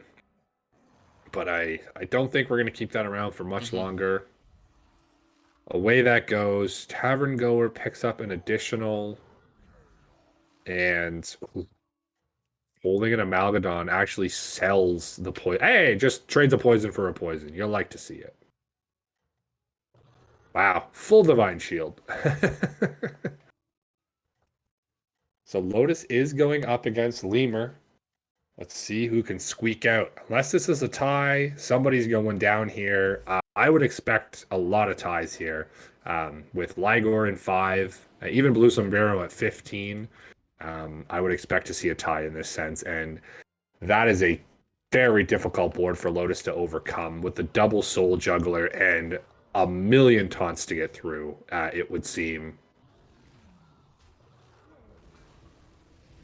Billion. The best way that he can think here is that Lotus or Lemur doesn't proc too many of these death rattles, but as we're about to see, we do see the double Void Walkers come out. That Battlemaster first is going to absorb the overkill, and there's just really no way to survive on the side of Lotus Knight. Well, there we see Lotus being knocked out. See if anyone goes out with him. No. So Lotus out at 6 on the solo. Who are we watching on your side here, Saku? Right now we're still watching Lemur, so we will Perfect. flick the cameras over to my view. Just wanted to warn the 2 players that were up for the 10 o'clock, which is Geranium and the Chronic. They are okay to wait until BGs are over. Perfect. Thank you very much to those 2 gentlemen holding up their match until this gets a.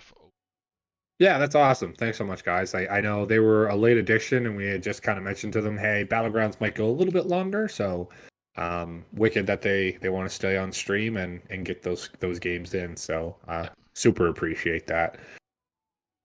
So the side of Lemur, we did just see him knock out Lotus in a strong sense. He does have a Battlemaster in hand, and that's going to be a pretty thick Battlemaster.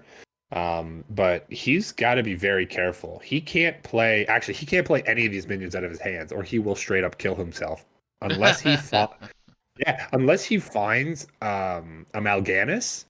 He will die if he plays any more demons. And that Amalgadon is a demon in hand. So Yadster coming up against here looks like he's going for that poison Murloc build again, and I don't think he has a chance here. 99.9% chance that. Yeah, his health total is just on these Murlocs is too low, and these Soul Jugglers are going to absolutely eat away at the health total, and he is definitely going to be knocked out here. Yeah, so Yatster gets, depending on where Maev lands. Maev survives. Oh yeah, So sorry, my bad. I was thinking of George. So Ligor. Yeah. Ligor surviving, so Yasher goes out at 5. So we're into the top 4. So top 4 remaining. We've got Lemurs at 1 health, Ligor at 5, Yep. Sombrero at 6, and Fire Emblems at 31. Cheater. So, just based off of so Lemur luckily did find the Mal'Ganis, so he can start playing more demons, but he'll actually have to eliminate 2 slots here to be able to play. So Crystal Wheeler is not a demon. Lemur double checking to make sure he doesn't accidentally lethal himself. But Which can certainly happen. oh, it happens more than you know, man. It's just because the other buff minion, the 2/3, is a demon. So it will actually kill you if you play it just to buff. So luckily that Mal'Ganis proc goes off afterwards. I would assume holding on to all of these in hand right now. And nope, I am completely wrong. Getting some extra buffs on that Weaver. And oh, are we actually going to buy one of these? Okay, we're going to just hero power the Siege Breaker and let it roll. He's going up against the first place Fire Emblems. And it's a 1% chance he can win. Oh, that's some poison. So yeah, these Void Walkers not getting full value with the Soul Jugglers behind them is going to be pretty disappointing. High value on the Murlocs. I think this is how Fire Emblems won last game, actually, was these poison Murlocs into the little rag build.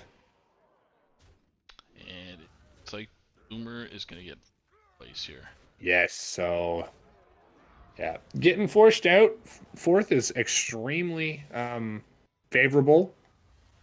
So who are you watching right now, dude?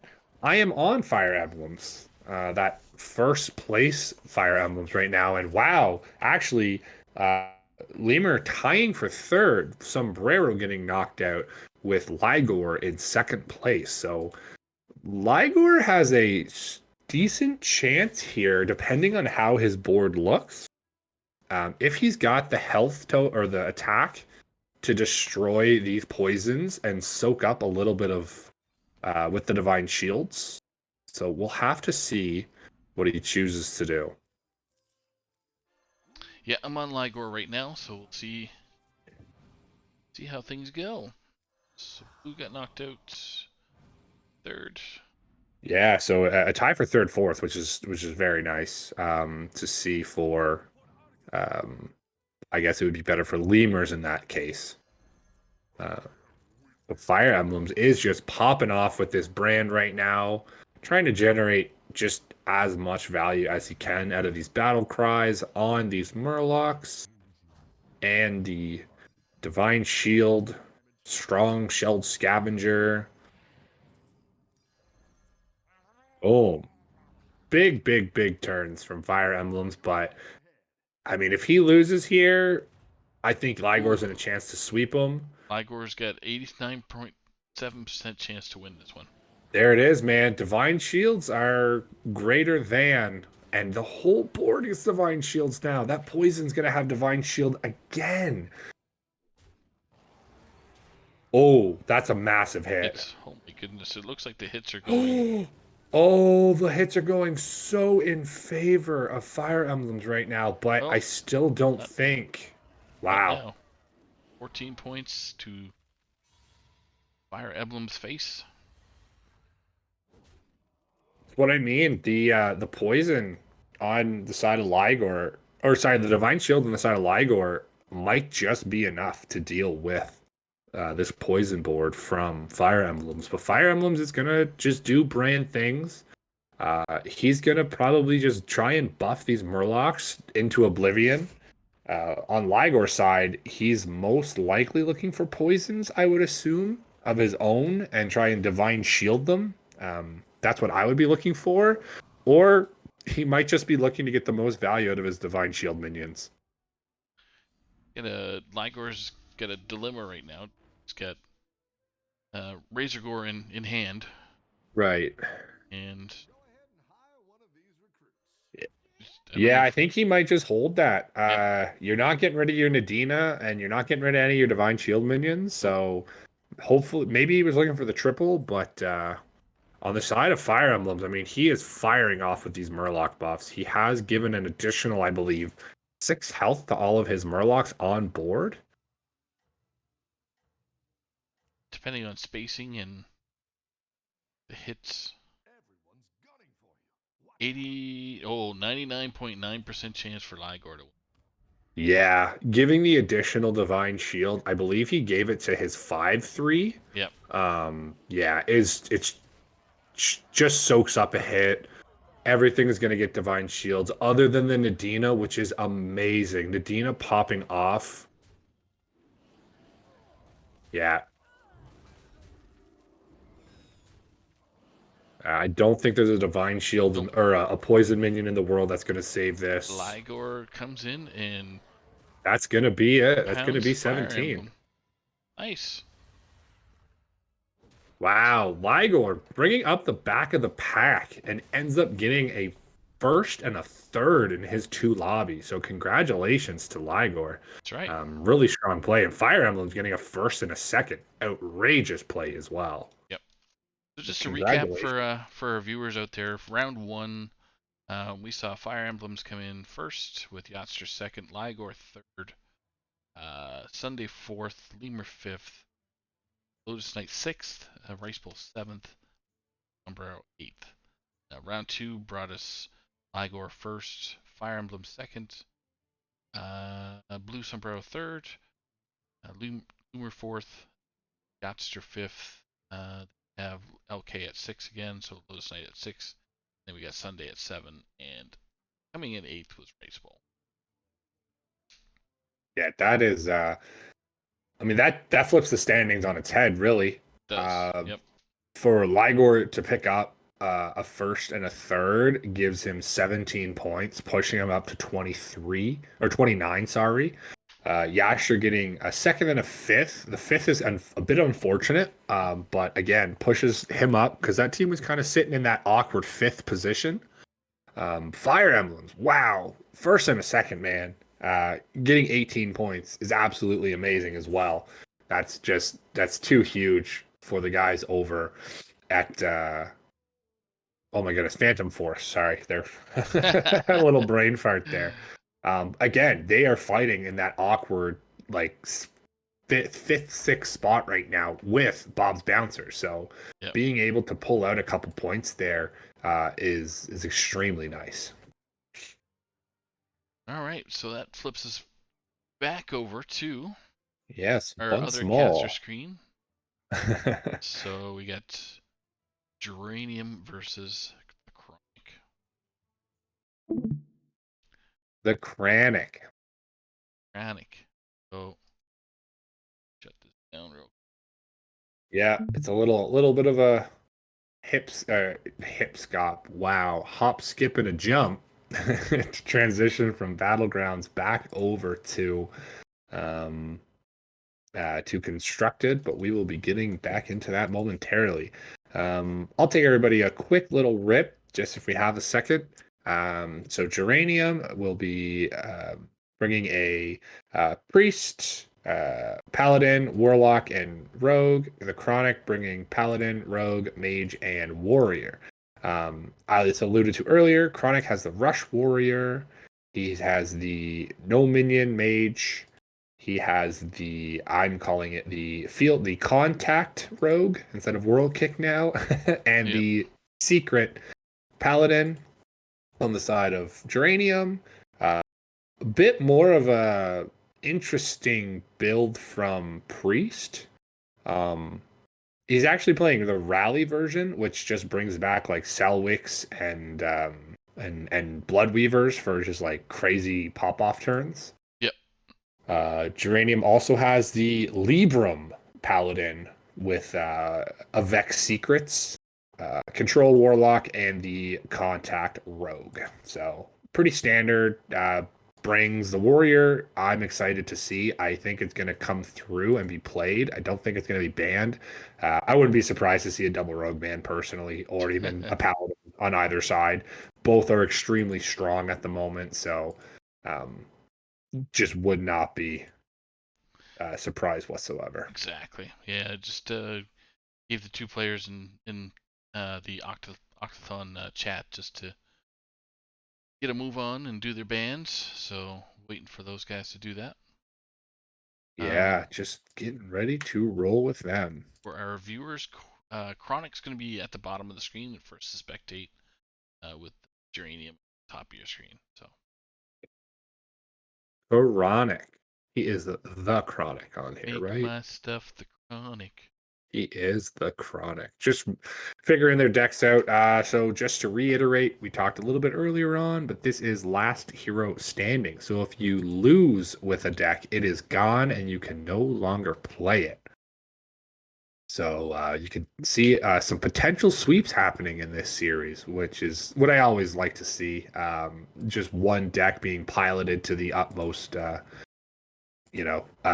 skill, being able to outplay three others is awesome. Yep, 100%. All righty. Just waiting a little bit longer here. As I said, for bans, rogues or paladins, it's difficult to see right now with just having such an early meta. I wouldn't be surprised if the Chronic bans out the paladin from Geranium because we know how oppressive Librams can be with penflingers and brooms. That's not really a new thing. Actually, no brooms in the deck, but still penflingers and Librams. So I could see that from the Chronic. On B side of things, I think he has a really open playing field with what he brought. I guess the one thing he is worried about is more of an aggro style, which I think he might go towards again. I think it could be Paladin for him. I don't know if Rogue is super aggro. It is more of a, pop off watch post style of deck. So it could be just like a Paladin ban on the side of Beast. So double Paladin is what I would assume. Yeah, I was just looking at the decks myself, and there could be an argument for both rogues. Yeah.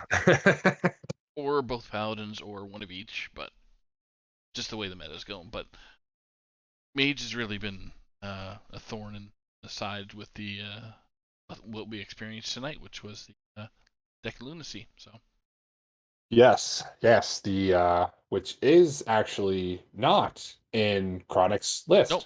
So he is of the Cthulhu. So what I've seen around the community is you either run Deck of Lunacy with no Cthulhu or you run Cthulhu with no Deck of Lunacy, and you use Cthulhu as a guaranteed finisher. Yep.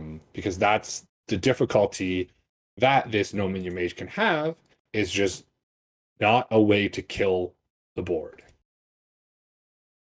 Or sorry, not a way to kill the board, not a way to kill your opponent. Right. So Chronic leaning more towards the Cthulhu side, the guaranteed finisher, rather than the Deck of Lunacy shenanigans we all love to see. Yep. So we're just waiting for the players to be ready. See. We're just waiting to. So with seeing, so we saw Fish go through earlier on. So between these two, I think the Chronic is on the 10. What is it? 10 Woo. Yep. I don't know. He's on 10 Woo. Yep. 10 Woo, and Geranium is playing on Milo's, or is it Milo? No, it's the Milo's Menagerie. Zalaria's or The Zarella's- Last Prayer. Yep, Last Prayer. Yep. Last Prayer, the last prayer of last prayers. So we Okay. could see a little bit of an upset if We got Geranium bans. is able to push through. We got bans? What are bans? Double pal. Double POW, yeah. So pretty standard. I think we both were saying that both the rogues are going to come out here and do rogue things. Very different lists, though. Actually, now that I'm looking at it, that's a lie. The lists are absolutely identical, down to the last drop. Yep. Identical card for card. Never mind. I was on the wrong deck list. So Well, we will see a true rogue mirror if that ever does choose to pop up in our screens. Okay. Oh, is okay, yeah. All right. So I think Just looking for eyeballs now. I thought I just saw one, but that could have just been a hilarious buggeroony. All right, Natura Beast is the first to spectate. Nope. No, Chronic's first Chronic. spectate. Yeah. Ah, see, good thing I said something. That would have been very confusing.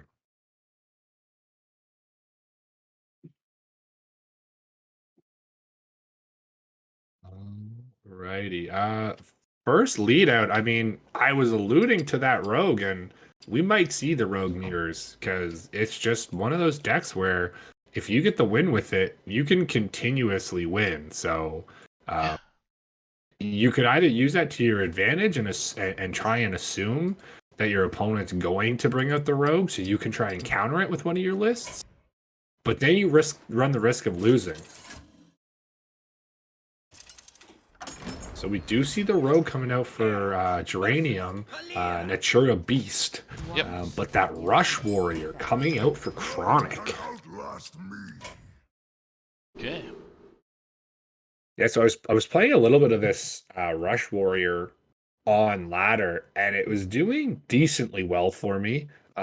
It's just got a way of flooding the board and completely like people always thought when Rush first came out, it was just okay. Mhm. But with being able to control the board, especially with watch posts, which have been in pretty much every deck, and being able to deal with those right off the bat, you've got a really strong board presence. And if the rogue doesn't deal with that early on, it's going to have trouble. It always eats. Like as soon as the board goes wide, and they can't deal with it very well unless they have some AOE stuff, which they don't normally carry. So no, 100%, yeah. So coming out of Beast or Geranium, kind of a very clunky hand. Secret Passage is drawn. yeah, with a Shadow Step. Can you Yeah. Shadow Step a Secret Passage? I would love to see it, but no, unfortunately. Mancrick picked up. I would assume an imprisoned Ganarg here. Gonna be so good if we do see any of those watch posts coming out. I do love the Guardian Augmerchant. Yep. People started playing it because of Octobot. Just a way to activate that frenzy yourself and really abuse the fact of, Emperor Thorazanning your entire hand for 3 mana. Parade come out this turn? Nope. I think Mancrick. Yeah. Yeah, you want to be able to parade with something. You also have the stage I've now corrupted, so you can choose. You have a little bit of flexibility here, right? Teeny tiny. Teeny tiny flexibility, and on the side of Geranium, still just sitting on some very awkward ways to deal. I mean, ugly right now. You can Flinger Swindle, which I think we might see here, but other than that, you're really not doing much this turn. And if Chronic is allowed to take control of his board, I don't know how we fight here. Fight back board as Rogue.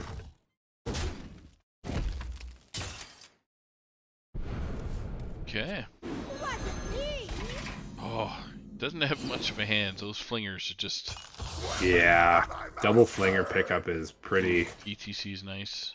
I'm not too young to fight. Wow. That's such a strong turn. It's crazy. So. Yeah.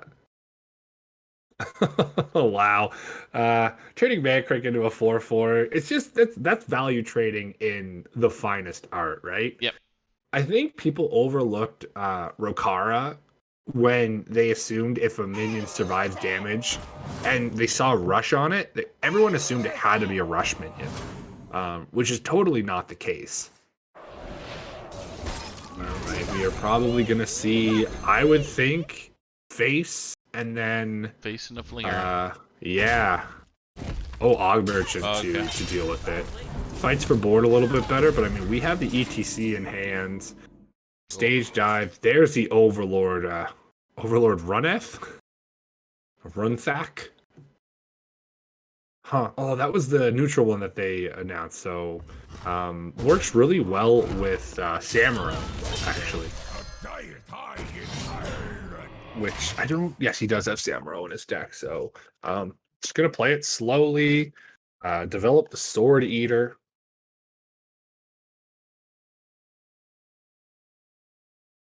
And yeah, wow, still. Lot of nothing right now for Geranium. Yeah, and I mean, Geranium's going to be careful with these swindles and flingers because really all he has in his hand is generation. I think he's at the point where he could Secret Passage on 4. His highest cost card is, I mean, he's got the Jandis and the Kargal. He could hit and be really sad about. But we're just actually probably going to double flinger swindle. This is going to fill his hand to 8 or 9? I believe 9?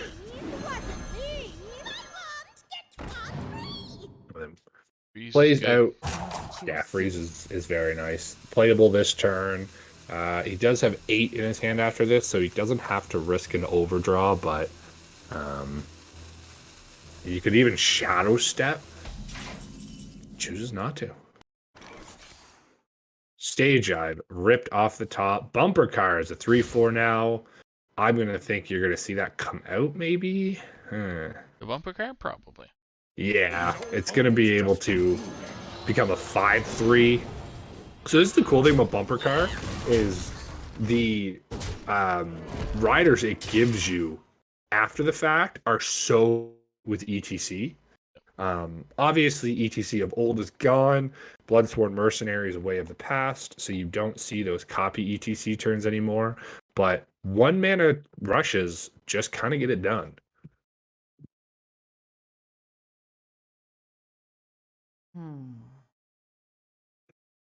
Oh my goodness. Wicked Stab picked up. Yep. Brain Freeze. I mean, this is not the draw Rogue wants to see right now. Man Crick might just come down with the Brain Freeze on the 5/3. He might have to Brain Freeze the Parade Leader. Oh my goodness. It's just a lot of decisions on the side of Geranium, but a lot of them leave you dead. I wonder when he decides it's time to go for the Secret Passage.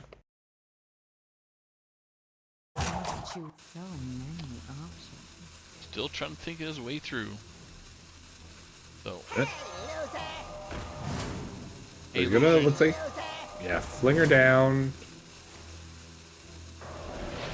And uses that second Og Merchant to deal with the bumper car. Double Secret Passage.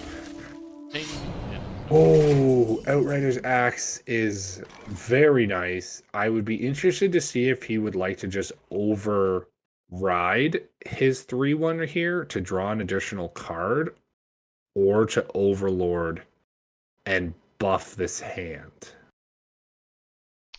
I would go with the Outrider Axe first, I would say. Yeah. That's Because you can then make a decision of what you want to do after the fact. You're left with 2 mana. So you can just hero power. I don't think there's much else on 2 mana that he'll be doing. There's Crab Riders. You could just pull your Mancrick. Your Ogre's Mancrick's wife does pull the Crab Rider. I think the Imprisoned here is great. You'll be able to swing these 2 off before you get your second weapon. And, I mean, Geranium is 13 health. And Chronic is just going to start probably throwing these weapon charges to face. Thinking about it. Still thinking about it. Wonder. Jandis I mean- Jandis, I think, has to come down. Yeah, maybe he's probably gonna Jandis and Shadow Step here. The Jandis back up. Greybow, Ooh. okay. Okay. Greybow's good to have. And scoop up this Jandis to get back your flingers, and it's it pretty. Yeah, Greybrow is very nice because it's just going to continuously generate unless Chronic can deal with the board. So, yeah. So, ended up.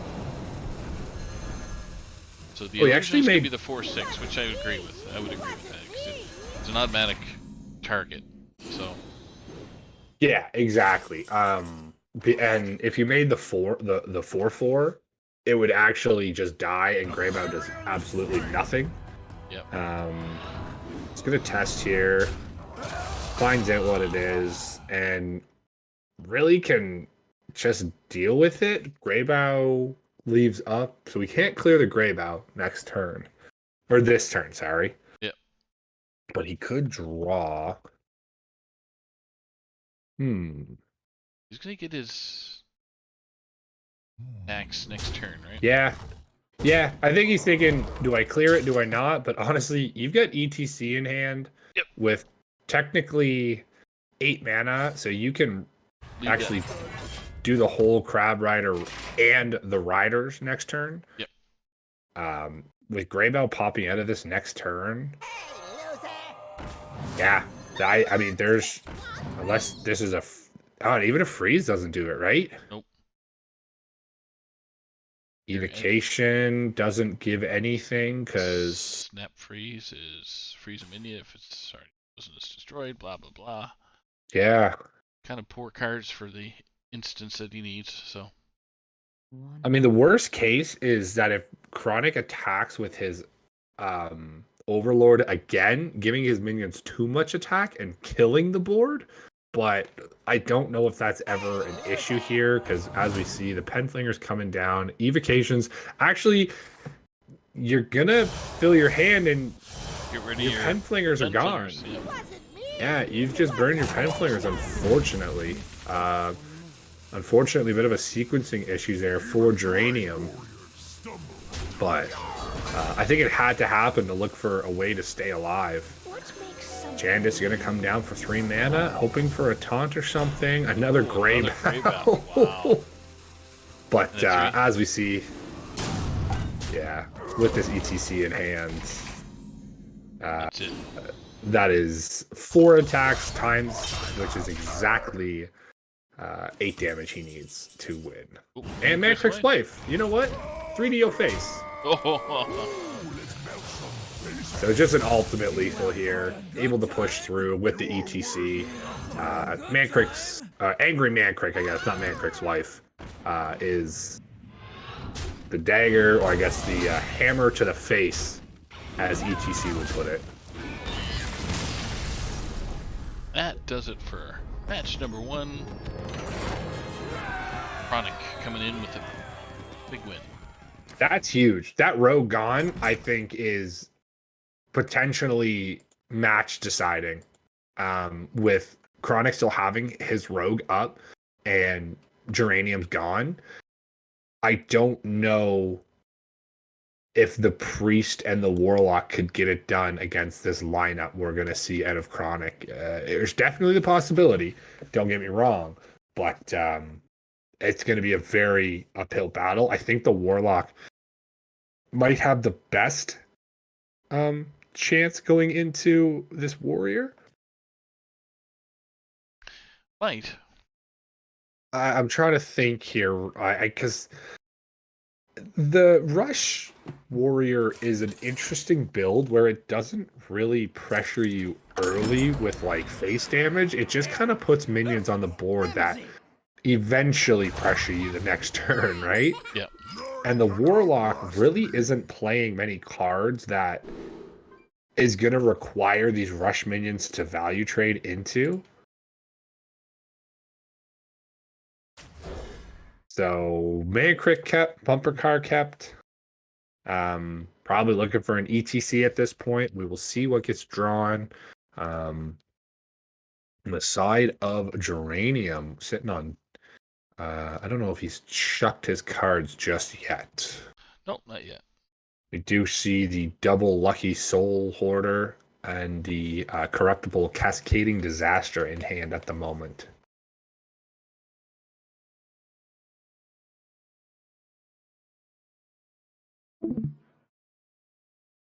We will see what the decision is on. I guess he's deciding what he needs to do. Lucky Soul Hoarder double gone and actually gets the Rustwick Envoy and is able to draw the Tansin Rome. Tansin Rome. Yeah, when you cast a shadow card at a 0 cost to your hand. Sorry, that costs 1 or more. It has to cost 1 or more. At a 0 cost to your hand. So those shadow cards are I believe your pretty much all of your soul generation, your shard generation ones. Okay. Soul Shear, Drain Soul, actually the recently buffed does 3 now. I believe it only did 2 before. And that Rokara is very nice here. Yeah. Second Rokara in hand is very nice. Dr. Fish may end up joining us casting. Cool.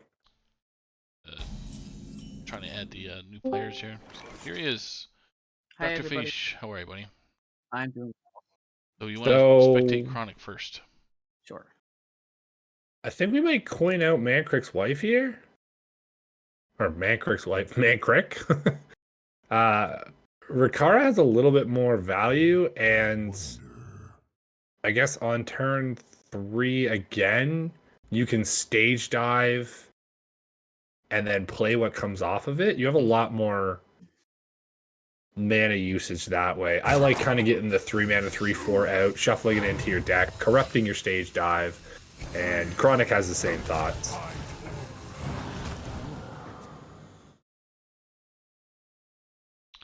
Joyce? Yeah, I agree with that play. Yeah, Now, this- I haven't got a seen this control Warlock world. yet, so what's the story behind this one? This is like, so Tick think block. of your control warlock of even when people were playing the Galakron version Yep. with your cascadings, except now they have better tools to deal with Ticketus, or sorry, to corrupt Ticketus. They also have a guaranteed pull on their Yashiraj the Defiler, which is the Talon Fordring. Okay. So you essentially can just guarantee pull yourself or burn 10 cards of your opponent. And that's pretty much it. I mean, it's still the all annoying Ticketus control warlock, which, I mean, I love seeing it as a. Giver? Oh. Hmm? Sorry, I just got baffled. I assumed with Rokara they Nope. had to survive damage. Nope. But they just straight up have to survive. Yep. Wow. That is. Oh, Yep. wow. That's very spicy. Rokara is a very powerful card. It's not. I believe it will see quite a lot of play in standard eventually. If warrior is a good class. But it's played in wild. It's played in pirate warrior and wild. It's quite nutty. Yeah. Oh, Outrider's Axe. Just gonna take these Which is armor huge. vendors. It's actually pretty huge for the chronic. Yeah. Have such big early pressure. Holy moly. Yeah. And it scales up fast. Yeah. Yeah. I mean, I don't think there's a way that Geranium can. I mean, we do have twistings, but they're 3 turns away. Yeah, he's gonna go for Geranium's probably gonna go for Tamsin with with the whatever it's called, the Soul Shear to remove the Rokara. Yeah. Could But opt then- to use the second copy, but probably just gonna attack. Having that 0 mana spell is so crucial. Yeah, but he's going to be able to Rokara of his own as it was drawn off of the stage dive and just deal with this Tansum. Could also elect to go with the Krasnov and just honestly, start putting this Outrider's Axe to face, because the longer you give Warlock, the worse it's going to be for you. Especially with a 4-mana weapon, you have Yeah. a 1-mana cutting class in hand at that point in time.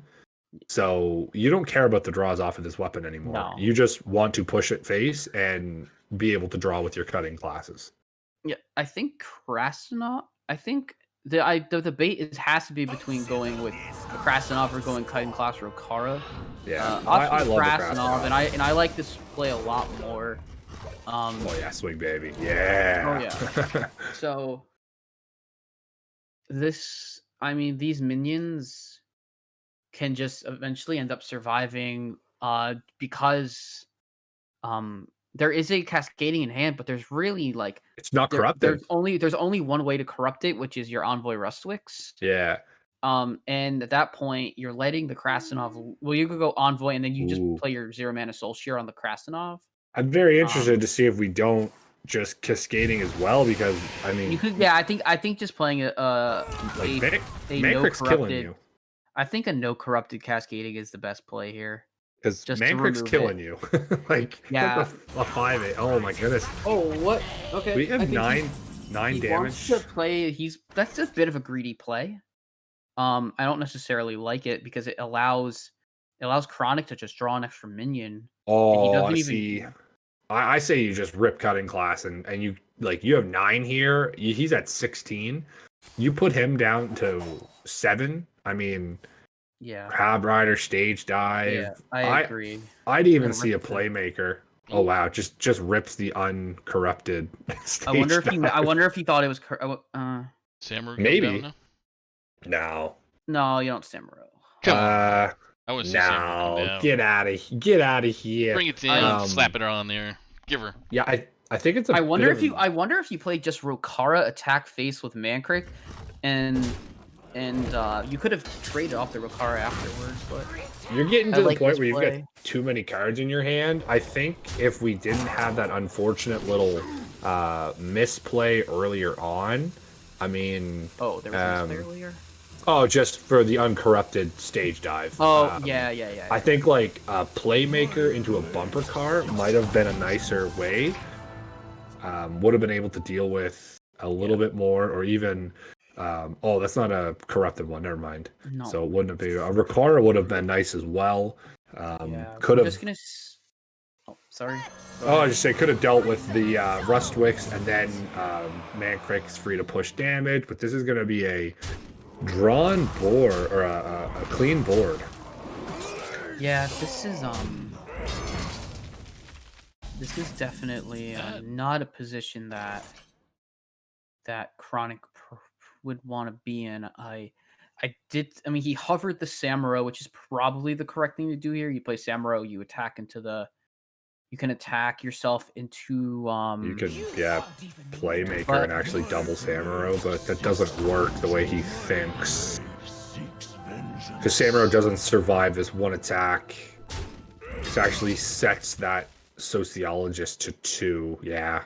That was an interesting interaction. No, he doesn't. Okay, yeah, he's just gonna opt to do it this way and then opt to take a draw. I guess. You gotta hit him in the face.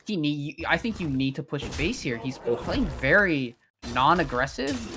I don't know these decks. I have them. I have the match pulled up, so I'll look at the lists. So on the side of Chronic, why I understand why he's taking the draws where he can is he only does have he has 2 cutting classes, which he has more draw, but he does have double Sword Eater in hand, which is just going to be the weapon that you really want to push face. But the more time you give to this Warlock, the worse off you're on, because now you're coming to turns of Cascading Disasters corrupted, you're coming to Twisting Nethers, and if you see a Twisting Nether ripped, you're pretty much guaranteed to see a Ticketus come down, or a Strongman, as we do see in this turn here.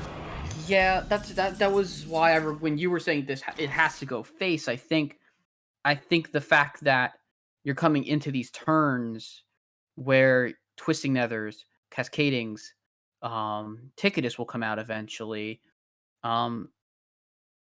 like if I'm Chronic, I probably think he's got a corrupted Ticketus in hand right now because he played it and he played that extra minion. But that doesn't exclude having a Ticketus in hand. I mean, at this point, this Warlock is actually sitting in a quite okay spot. Yeah, and there's not much out of Chronic's deck that I think he cares about being burned at this rate either. Yeah. So in his mind, he says, "Okay, you got the Ticketus, then you got the Ticketus." But here comes the Sword Eater. I think he just needs to try and empty his hand. He does have the ETC in deck as well. Still, that is really the one card I think we're worried about. So we're clearing. So we're gonna go for the clear here on the minion because you're gonna get a Gennard in 2 turns. So we're gonna use your weapon swings. I mean, this is so unfortunate, but it just feels like a necessary play with the line that was taken. Yeah, that's 9 mana used. You just kind of slammed that. Like he has to. Geranium has to debate whether he wants to slam this now, and because he doesn't have Ticketus in hand, you have to decide if it's important to hold that for corrupting Ticketus or not. Me personally, I think I'm in a position where because I have double Cascadings fully upgraded, I don't really care. I'm just gonna clear any board they make. And I'm gonna get extra stuff and make 6/6s every single turn, and have a 3/8 weapon. So, yep, I like this play. Slam the Jaraxxus.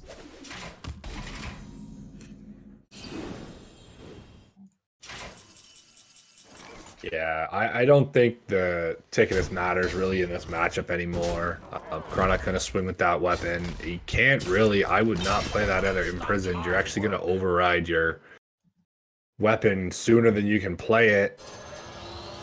Bumper cars and Stonewall Anchorman. It's all great, but that Cascading just cleans off the board. And I mean, we're hoping for ETC, but I don't know if ETC is going to pull us out of this one.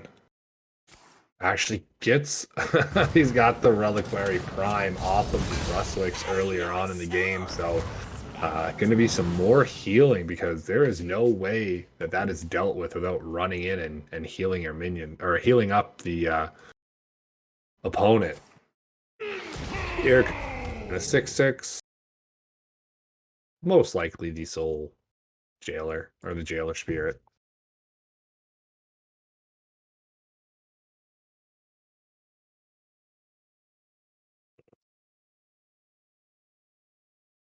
Interesting decision of what he's thinking. Maybe he just doesn't want to give him an additional minion to run into. There's the Cutting Class right on time. He's going to be able to draw pretty freely. Kargath Bladefist can be a way to deal and clean off this board.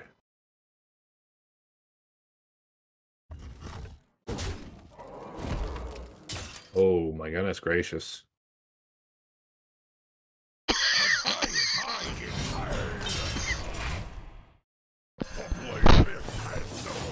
Huh.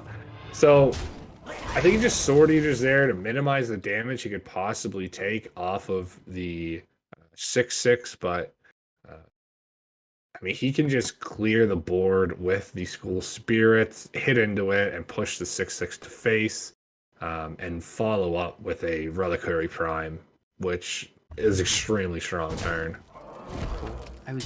As you said that point about the Sword Eater, I was making a point, but my mic was muted, so it was in my head. It was perfect timing. All right, yeah, Reliquary of Soul, Reliquary Prime coming out. I think, unfortunately, that seals it, I believe. Time. I think that seals the match because that is not a minion that this deck can deal with very easily. Especially because this is a very low to the ground deck. It's an ET. I mean, it runs ETC. Like, I think this deck obviously should run ETC, but same time, it's definitely just gonna be difficult because he's gonna go back up to like full health here, and he will, yeah. And so really good effort. Like, for sure to keep alive and stay in it. But he's just gonna die here in 2 turns essentially. Yeah, we are full health and well, shipping off 3 there, but Geranium has the full, gets the Zixor Prime. I mean, Zixor and Hero Power seems like a very easy turn to me. Yeah, I think that would Hero Power would be the play. Yeah, you can put your weapon into the 2/2 and just pass. Definitely think that leaving no room for error, no room for anything potential. There's no brawls in this deck. I haven't even checked if brawls in the actual. They are not, unfortunately. Ooh, that's a quite interesting choice there. I meant, but I should be saying that in referral to Blizzard keeping that out, which I think is pretty cool. So a lot of this board does get cleared, but I mean, 3 mana, the weapon doesn't matter. Probably, I mean, he's just gonna find the lethal, but the rough part is that he has 3 health, so he'll attack into the 6/6. This control lock is so strong. I love this deck so much. Yeah, I think Chronic needed to put a little bit more pressure on Geranium there.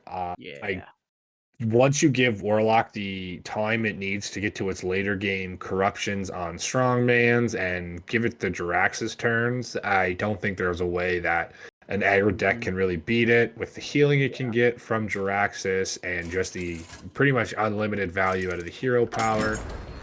It's pretty crazy. I would assume the Rogue, and that is what we see here out of Chronic. What is the current game score? Is 1-1 now. Okay, so Chronic took game 1, and Geranium takes game 2. Correct. I was wondering because that tells me how many. That tells me what decks we. The Rogue for Geranium was knocked out in game 1, and now we see Chronic's Warrior knocked out. I think this Rogue has a pretty good chance to sweep the remainder of Geranium's lists, which is the Warlock and the, I guess, Rally Priest. But it's going to see. I mean, sometimes we saw in game 1. See Rally Priest. We saw in game 1 that Geranium's Rogue desk draw just absolutely bricked, and I mean bricked as in double secret passage. He had double pen flinger into no ways to really pick up those pen flingers. No, it was a pretty unfortunate outing for the Rogue. Yeah, that happens. It's very unlikely that happens, but yeah, it's unfortunate to have such a strong deck just kind of brick and lose out. And have to play off this, but I mean, and I think you're right. I think that this Rogue deck is one that will be quite okay into this Warlock. But again, this deck has to get going. It has to go fast. To try and keep pressure. We see Geranium's hand being pretty good. There's a far watch post. That's a pretty good start. So that is a huge hit actually. For the Chronic, and he doesn't know it. The fact that he's hit the Ticketus means that Ticketus can no longer be corrupted by Sociologist Militia unless that too gets hit by the watch post. Yeah, I mean, this is kind of what you're hoping for this Rogue is these perfect watch posts into watch post turn 2, turn 3. This is just putting the Warlock in such an awkward position. I mean, you just play Hysteria here, and it clears the board off. I have an opinion on this, and I don't think Hysteria should affect the watch posts because they can't attack. But maybe that's just me. I don't like it. I understand why it's a mechanic and why they allow it, but if I can't attack your face with my watch post shouldn't be allowed to attack my watch post. That's I the way 100%. I mean, I agree. I think that what you're saying is the interaction that makes the most logical sense. it's just funny that it can't attack, but then Hysteria makes them attack. He didn't go for the Hysteria. Maybe maybe Geranium doesn't know. I mean, I was on the opposite end and I had my watch posts hysteria'd and they attacked. Yeah. And I said, I'm Yeah. upset. I didn't know that interaction happened. I mean, it makes. I figured that it would make sense that any minion that can attack, Ooh. that any minion that could attack would be able That's- to. Any minion that's on board would be able to be hysteria'd into Oh my attacking. goodness. School Spirits costing 4 now. I mean, this is just, yeah. I don't maybe- think. Maybe he just doesn't know the interaction. Yeah, which that is would make fair. sense. I definitely did not know that interaction Yeah, when I that makes first started sense. playing. Watch mean, double- post number 2. Now you get double far watch posts, and also the only thing that the only issue I kind of have with this type of situation is that he has no pressure himself, Chronic, where eventually this deck's just going to be able to clear the board. I mean, it's going to be able to clear the board on turn 10, right? Because at this rate, if he doesn't clear these watch posts, Well, I mean, eventually he'll be. It's just slowly but surely you clear it. He's gonna And- now have to. Now he's There gonna we go. finally test the. He's finally gonna probably test the hysteria there. this doesn't always I would have. kill. No, it doesn't kill everything, but he still has soul. He has soul share. There we go. I All would have. right. I mean, I would have soul shared first, but I guess either way, it's the same result. So here you go. So Everything's post- gone. Now everything's normal cost. But now we're going to contact with that Wand Thief draw. We're going to see what we can get. Counterspell is extremely good. All right, we could Pen Flinger into maybe Brain Freeze our Wand Thief for a little extra draw. Draw 2 more. It kind of maybe just like either Wicked Stabs or making another. Octobot is interesting too because if it doesn't get cleared, we can Flinger it ourselves and then try and go off from that position. But probably just gonna dagger out. That's fine as well. Sure. I mean, Secret Passage in hand. We've got all the draw needed. Sociologist picked up, and we do have 4 in, so we could see that this turn. Yeah. So. And Ticket is at 7. How Oh, many? So there is heartbreaking. 4. So there's a possibility to just. I think my only issue is I want to kill the field I want to get the field contact off board because. I mean, you just coin so Sociologist. strong. Yeah, coin Sociologist and you make the 2 trades. I think that's the best play, especially with the counterspell because it's not in play, so you can't get. So it won't get counterspelled. So you need to. I think Geranium needs to recognize how good getting down that much stats is, especially against this deck. He's gonna play for another. He's gonna play for the. He's gonna take it real slow this game. Again, that's fine. That's Warlock's out is better to play to that. Definitely. All right. Will we see? I don't think we see the Octobot anymore with the field contact gone. Yeah, we I mean, could Aquabot's still fine, but I agree. It probably doesn't need to get played now. we could just see a Janus, but no Shadow Step makes it for a little bit of an unfortunate. Mm-hmm. What makes something? Alright, so we're still gonna go for the Janus. Gets Mozaki and Vol'jin. Okay. Mozaki is nasty. Mozaki's a really good pickup here. It's going to be a sticky minion, especially with these low cost mana. And if we can get some Wicked Stabs, I mean, this could. This game is gonna get out of hand pretty fast now. Yeah. Thankfully. I think it's so interesting how like these players are playing rather slow with things. The one out was drawing Twisting Nether to coin it, and then you just clear the board, but that was not drawn, unfortunately. So Militia should take care of the Mozaki. Yeah, gonna figure out which is the fake, but has to trade 3 in and then probably smash the Zul'jin. Yeah, But you're actually leaving a Janus up, which you didn't see the Shadow Step, so you're assuming it's not I there. think I actually cleared the Janus here, and I don't worry about the Vol'jin because it's an illusion. It's a 3/1. It's a 3/1, but it's gonna stick around and hit face, and you could easily Shadow Step that Zul'jin and disrupt your opponent's Yashiraj, or like, you know what I mean? Yeah, so we're gonna Rip go. that We're gonna go Ticketus for, out. yeah, we're gonna go for that. I guess it's not so much caring about the Janus getting shadow stepped, which makes sense. Gonna start flinging. We're gonna go for a secret passage. Okay. Yeah, 6 mana, and we've seen the Janus. The only thing unplayable is that Carl, as I like to call him. Carl. And there's Shadow Step. So we found it for the Janus. So that is, I guess, the maximum punish.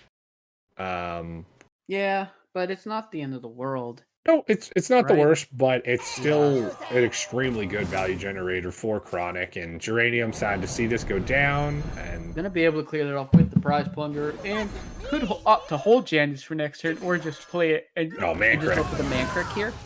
Just Janus because, sticks around.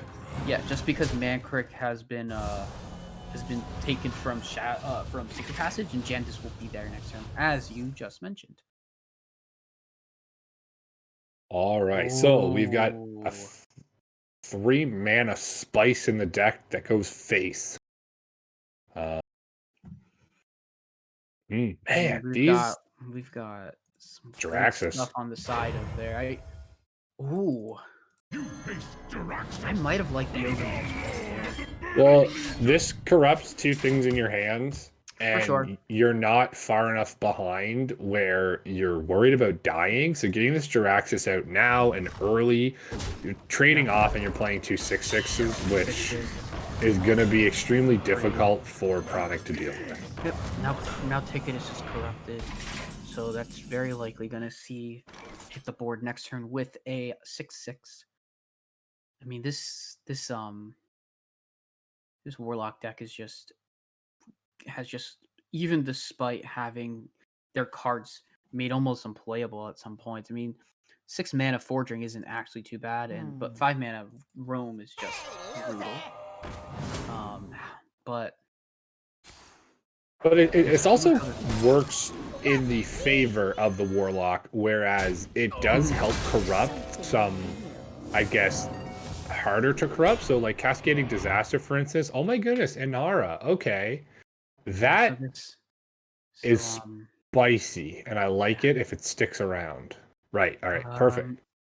Yeah, the 4/4 is gonna get probably removed anyways, so I think this is the right play.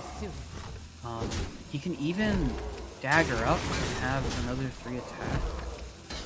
Oh no, I guess there was 2 attack on it as already. I thought it was 1 attack for some reason.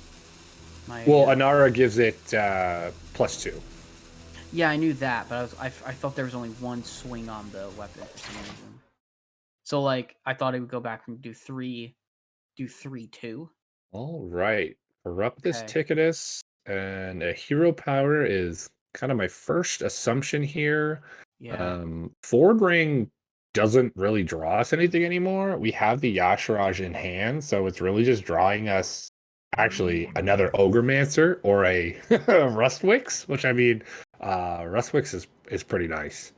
Yeah, to get on early. I don't mind.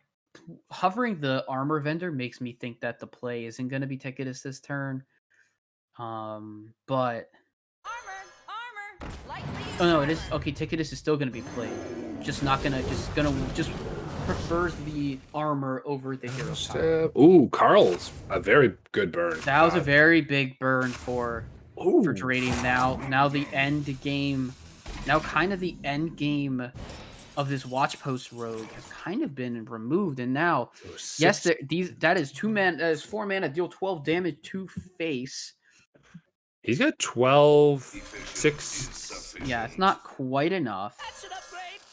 He's we're gonna 18. go. We're gonna go for it though. He's got it. Oh wow. Yeah, minions on board and Inara with the shadow. Yeah, he definitely has it. That's crazy. He had 15 plus 18, 22. Yeah, with the minions on board. He's got it with minions. Yeah, and a hero power maybe. I think the hero power has to put it over, right? Yeah, that will give him up to 18 plus what the board is an additional 10. Exactly. Oh, way more. No, Is it? It was almost okay. It was Oh, a little no. over exact. It was My 4 or my 5 over. my damage tracker was kind of going up slower than the game was being played. So Chronic takes that one, removes the Warlock, keeps his Rogue up on board, and now he's on match point, having to just get a win over no minion mage. This deck is not the Lunacy version, as it's running Cthulhu. This is Shall we actually dance? very similar to what I faced earlier today. So we'll see how this plays out. Or sorry, wait, no, he's going. I'm sorry, Geranium's Priest. The Chronic has the no minion mage. I'm reading the Battlefy page wrong. My apologies, everybody.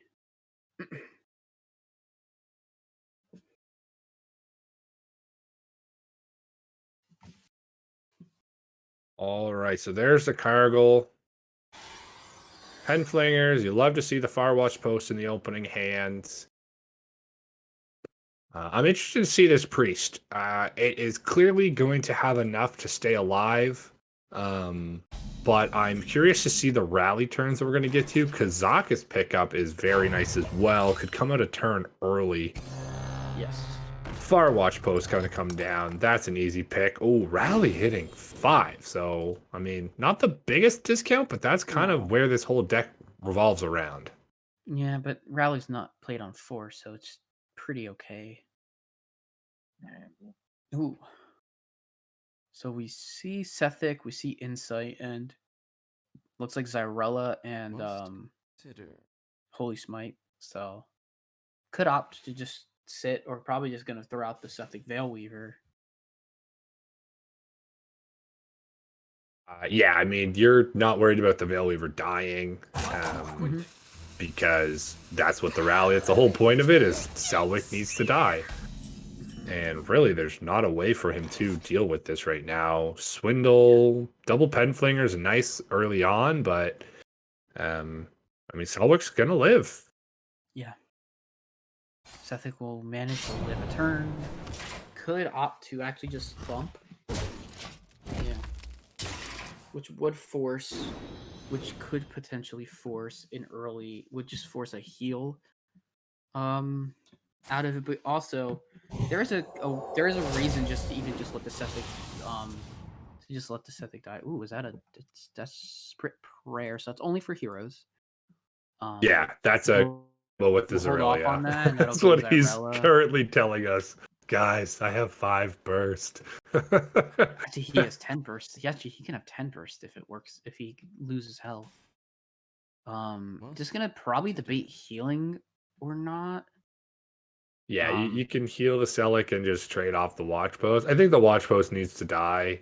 It does, There's because really no reason. Oh Priest is my. pretty bad, but I'm not sure I mind losing the Sethic right here because we have ways to bring it back. When the Insight can just draw one of your minions, and the minion pool is pretty limited. Draws the Nazmani. That's a nice pickup.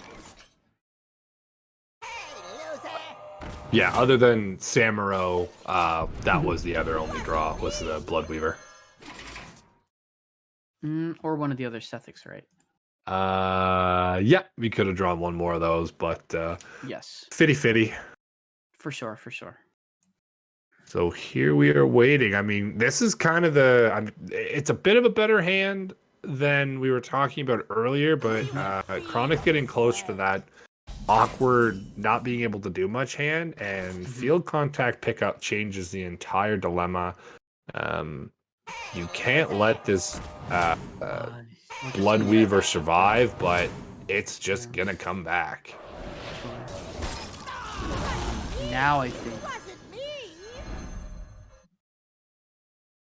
Yeah, the main thing is that this rogue deck tends to like to just keep minions in its hands, and I mean we do at least see Cargill there.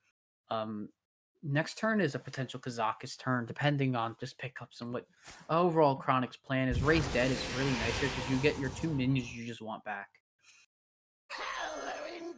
You can go Sethic, and then you can Power Word Feast it, making it nice and big. And you get your Actually gets a power infusion. That's a good card right there. Especially because this is a clunky hand. A 4-mana spell like that's pretty nice.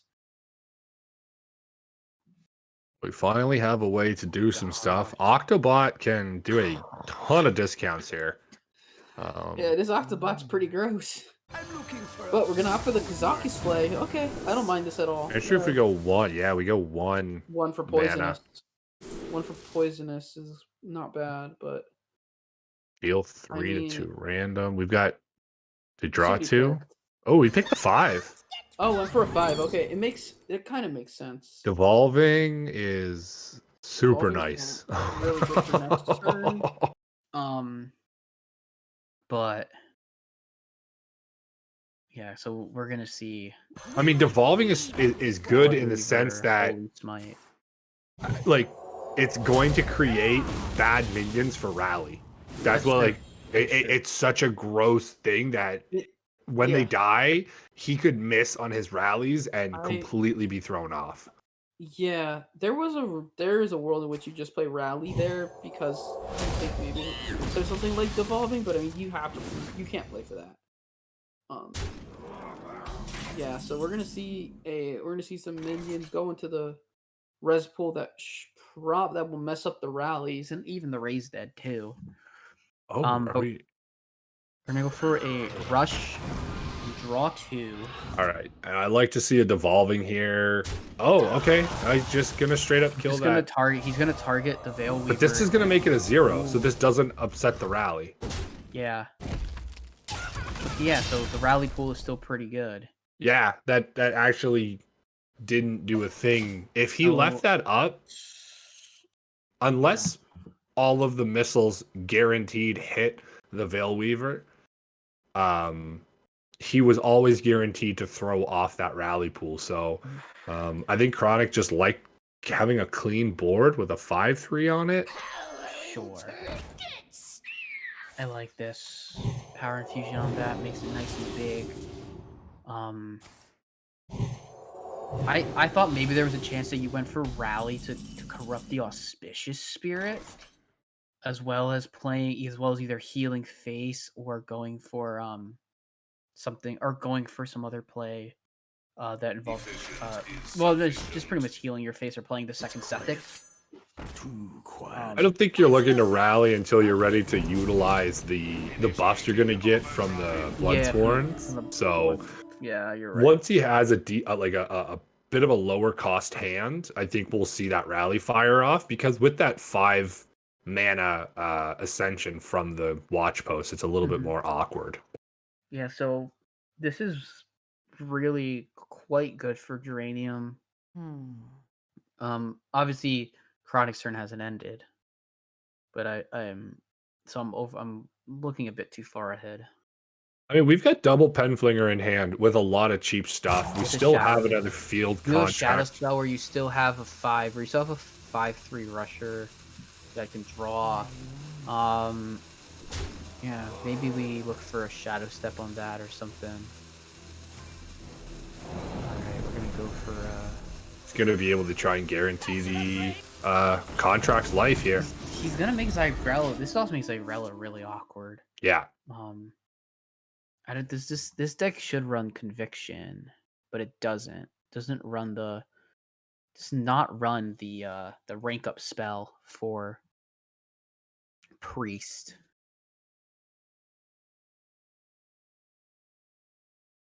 No, and I mean, you can copy on. No, haven't found a copy yet for this Veil Weaver. We could make a board, but Luminance is in hand. there's the rally. We're gonna do it. Rally Luminance.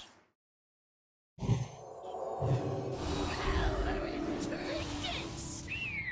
we start generating all sorts of silly stuff. Ah, you said we didn't run Condemn. We have found it. Well, we found Condemn. Let's go. But it makes sense. This deck is very much tuned to what to what it's supposed to do. And look, that's such a that Raise Dead just hitting like it did with the Burning Blaze. It completely allows for.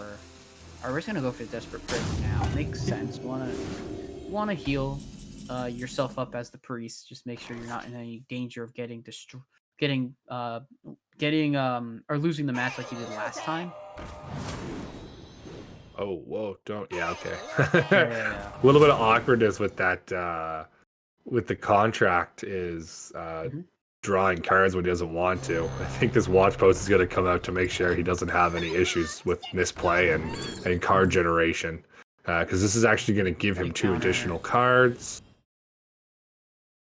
Okay, well, we got your Wicked Stab now. You're a couple turns away from that being really good. Now has to. You brain freeze the 6/12, I suppose, right? Yeah, I think you should brain freeze the 6/12 because it's gonna make it so it can't attack. And then we can. Yeah, it's just awkward because his hand becomes now the hand's kind of full, but you can still at least play the. You could even go like one pen flinger, pop the shield or whatever.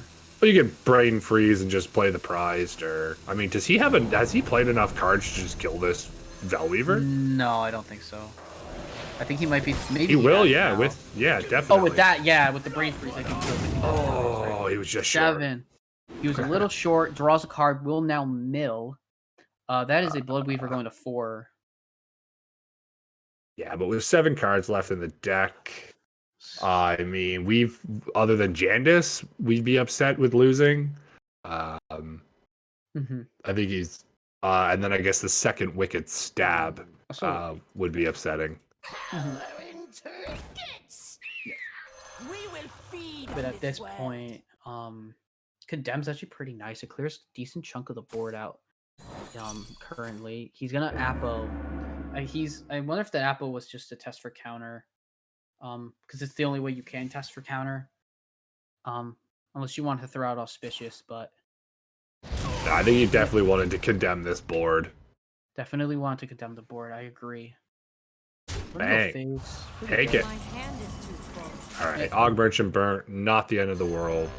Yeah, for sure. Gonna go double Morshon, maybe? I don't necessarily. Yeah, okay, that's better. That's more like it. Conjure Mana. I think Neverwin's better. I also. The only thing, I actually like the Conjure because it gives you additional procs for your pen flingers. Yeah, Conjure. Yeah, it gives you more stuff for that. He's gonna use his first stab not to go face, which makes sense against this deck. I don't know how this rogue keeps up. I mean, I guess the Kargal is how this deck kind of does it. Yeah, Kargal or Jandis is going to be the way we win the game, and eventually you're just going to gas the priest out of like rallies and other suitable minions. So, palm reading is extremely nice here. You probably want to pull the palm reading here. Apotheosis or Feast is really good. Maybe because he wants to remove stuff, he's going to take a Feast. Yeah, you actually turn Feast into 2 cards. Because right now we can get rid of the Morshon watch post if you want. I mean, you're never really playing another minion, so I don't think you care about it. Other than the Zyrelia, Zyrella's the only one, but like it kills whatever comes out. I don't think the watch post is really an end game anymore. Oh yeah, no, sorry, the field contact was alive. What am I talking about? Yeah. you kill field contact every single time. There's the Jandis Jandis. But I think Chronic wants to clean up this board a little bit more. Sure. We have seen 1 rally, waiting to see the second. I mean, if this board dies, Geranium's in a very awkward position of he doesn't have much more to do. Agreed. I actually like this. I was wondering about going with the double pen flinger into Netherwind Portal. He's gonna have to play the other watch post. You could just go for Jandis here potentially too, but I don't mind the watch post. I think now Chronic is actually looking to get his Chronic has to be looking now to set up for a nice Kargal now. Yeah, he's definitely juicing Kargal. He wants to put as many watch posts down as he can. Played all 4 of them that he has, so he's gonna get a nice big board out of it. And other than Zyrelia, there's no way that he can clear that. Oh, that's a really nice minion. That's a really nice minion, yeah. Ooh, Kazaka's ×2? Both Shadow Steps gone, unfortunately. Well, Shadow so. Steps played, so yeah, unfortunately. But this removes a watch post, which is nice. You can remove a couple watch posts and turn that into a good minion. He's actually gonna take his own Morshon with the initiation that came from the Sethek Veil Weaver. Oh yeah, it's definitely better than what he has. There's the second Raised Dead popping off. Gets a Desk Imp back, but does get this Nizami Bloodweaver. He's not caring too much about his minion taking that extra from the 2/2, so I don't think you need to worry about that. But I think, yeah, I mean, trading into Kazakus is fine. That's quite okay. Now that's a 6-mana Wicked Stab. There's just obviously not a lot of damage in this deck inherently.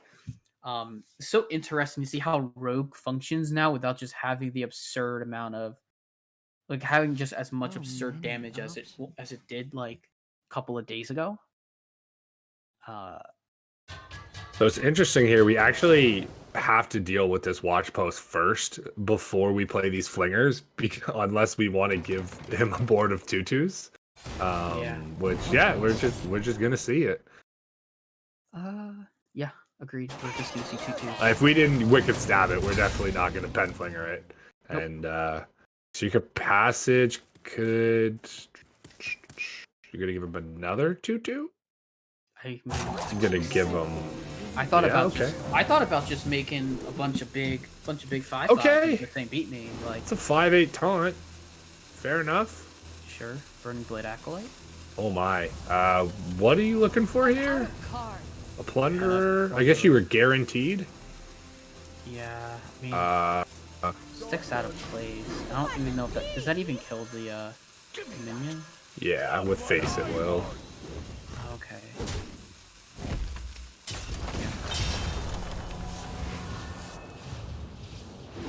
My thing is that the Shadow Word Death is that it is known that Shadow Word Death is in this deck. Well, no, I'm sorry. yeah. I'm sorry. That's just I thought it was known. It's not known. So he's not expecting a death to come out. But that is a possibility to come out.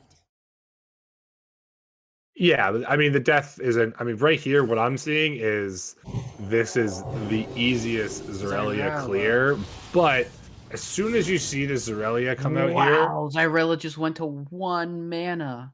Yeah, but if you see a Zarel here, this Cargill's coming down. I mean, we do see the Soul Mirror as well. So, well, Soul Mirror deals with the board, just like it just deals with the board. Yeah. There's a 5/8. So probably. Oh, that is a really cool art. Yeah, that's really cool. Agreed. Oh, that is a very cheap Fortitude. Fortitude. I don't know, man. That might just spell disaster. Priest just does nutty things, like. Oh, careful with overdraw. Get this imp out of your hand, Pa. Sure he got it out. Oh, he played Wave of Apathy, which doesn't trigger it. Did trade. I mean, there's nothing really left, I don't believe. Soul Mirrors are going to clear up this. I'm just wondering if or just the board is going to clear this up. Actually, I don't think he needs that. I think he has, he might even just be able to discover lethal. Well, he could actually just attack with Cellweaver and then, it put his restored health, so... Yeah, no, you can't Zyrelia the board, but I was thinking that because of Power Word Infusion and because of Shadow Form, you can honestly just look for lethal. Well, I mean, lethal is also your opponent having nothing left to do. And both Wicked Stabs gone. Yeah, but setting your opponent to 0 is an actual lethal. Yeah, but I know what you're saying, obviously. That ain't Priest style. Priest doesn't kill you. Priest makes you kill yourself with the right click. Priest makes you suffer.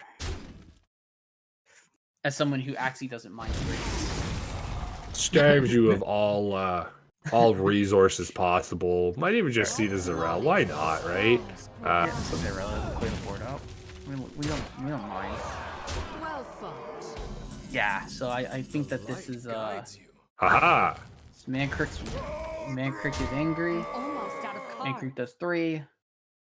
Octobot comes out. No. I think we're just gonna pen flanger ourselves to death. Oh well, I mean this is what priest I'm out of cards. causes. That's what I mean, man. Priest makes you kill yourself. I mean, if I'm him, I would have just pen flingered and daggered and hit the 6/9. But I guess that's not the pen flinger way. I didn't think what Geranium's thinking right now. Like, Geranium's probably laughing. I mean, I'd be like, wait, he has no cards in deck. so he, no. so he has. Wait, why did they come back to him? Because of the secret passage. Oh, I got so confused. And he just gonna Because what happened is he ended his turn and then it happened. yeah, I think he just queued everything up so fast that Hearthstone had to catch up, and there it is. There it is. Priest gets through. Priest just has to beat no minion maybe. Yeah, Right, it's the last deck. it's tied up. Yeah. We get to say the best words in all of Hearthstone during the OctaTHLon. Let's see it in chat.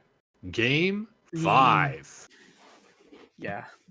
You went a little too fast for me there, but we're all good. All right then. So we are gonna see that no minion mage from Chronic coming out against Geranium Battles Priest. It's gonna be an interesting one. Strapping for a long one, I'm gonna say. Because Yeah, this isn't the lunacy version, so No. we're not getting the crazy lunacy stuff. so priest or mage needs to find Cthulhu. Mhm. And I mean, priest can kind of just sit back and just play its minions, which mean we see the Vel Weaver, we see the Blood Weaver, and that's just really all you want. So the main thing that the main dilemma that this mage presents against the priest is not having like so if they don't if so say like Geranium doesn't draw targetable spells that are meant doesn't draw like the heal and spells or things like Apotheosis where he just draws like Holy Smite, that could be difficult because then you have to ping off your own minion because this mage deck doesn't play minions for the most part. I mean it does eventually, but Yeah, well, feast is in the hand right there, so that's gonna generate a little bit more. Feast is good. So there should not be much problems for this deck. We might even see a potential coin enters, but I doubt it. You don't need to go that. This deck doesn't need to go that fast against Priest. No, you could take it easy. You do have a nice turn 2 in Ruined Orb or Cram Session, so it's not the worst idea. And you can draw like a 3 cost. If you draw an AI next, I mean, you're laughing. So, and you do have Refreshing Springwater in hand, which you don't always want to coin out because it refreshes, so it doesn't give you the full 4 mana. It just gives you the 3 if you coin it on 3. So, I think it's a fine use there. You've got 100% agree. Yeah, Combustion is easy enough to deal with, an early Vel Weaver. So we'll see what happens here. It's going to be a slower start, definitely. I think a targetable Apotheosis might be the nicest thing here.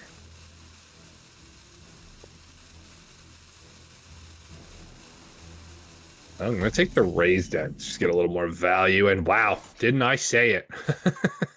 Top deck AI. Silly.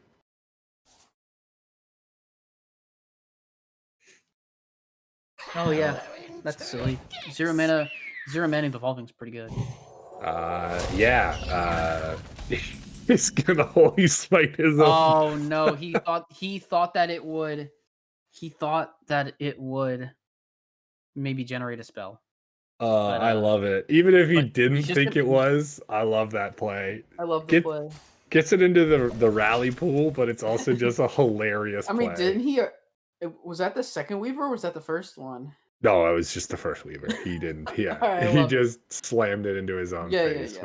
which is awesome. But I No, mean, but I thought he was gonna play Power Word. well, you get to raise dead now, right? If you really want You to. can raise dead now, but There's a flash heal. I like the flash heal, but I actually like flash heal because of All right. Zyrella. So devolving actually will still not mess this up. No, it it will won't, 'cause it makes mess it up a zero. raise dead. All right. Oh, Draw 2 for free. silly things incoming. Draw more. Draw more. Press go. Yeah, I'm just gonna opt for a ping. No need to play anything else there. I mean, he would have 9 cards in hand there, but the minion would still be alive. Which is fine. I mean, He's doesn't gonna it get reflects back a like the raise, Murloc. like it messes up the raise dead pool, but I don't think you care as long as you get your Veil Weaver back. I mean, who also doesn't love to play a cute little Murloc Tiny Fin? I know I do. He's gonna start juicing the Vel Weaver, trying to get some more in hand. Yeah. Yeah. And Oh all man. these with this one, gonna remove that and put Deskin on the playing field. Font of Power, gotta get some cards out of hand for this. If you want to play this font right now, but we don't. I honestly think Chronic is just happy sitting back and drawing cards till he gets to Cthulhu. I don't think he cares because he pretty much knows a Cthulhu is gonna. Because he could set up a pretty decent lethal with Cthulhu with the removal he has with the cheap spells. So it's going to be interesting to see how Chronic decides to go for this game. A second Incanter's Flow before Cthulhu Yeah, that pieces. Canter Flow is nuts. Cthulhu's cost 3. 3. I mean, gets to play the Phoenix, gets to Apexis Blast. Pram Session's going to draw huge amounts in 2 turns. Yeah, that's a good minion to get off of. That's a pretty good minion to get off of Apexis, a 4 or 5. It's maybe average for stats. So he didn't low roll, he didn't necessarily super high roll, so you're okay with it. Yeah. We can't Zyrella this turn. Devouring Plague sets it to 1 only. You could Rally Gift. I guess, yeah. Rally Gift of Luminance, that's pretty good. It forces Chronic to have to deal with it. I mean, he can, but yeah, for sure. As we can see, and maybe that's part of the reason. Drainy might think he's probably going to deal with any board I make as is. So gonna try and navigate this as best as possible. But I think your play of Rally just to get a Septic back, as well as playing the Gift of Luminance, is probably your best bet. Although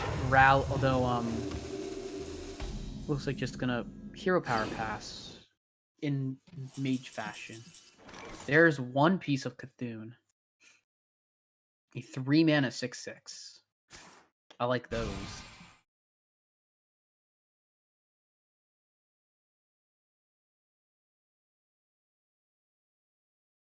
Yes, 3-mana 6/6s are good, especially when they give you 10 mana deal 30.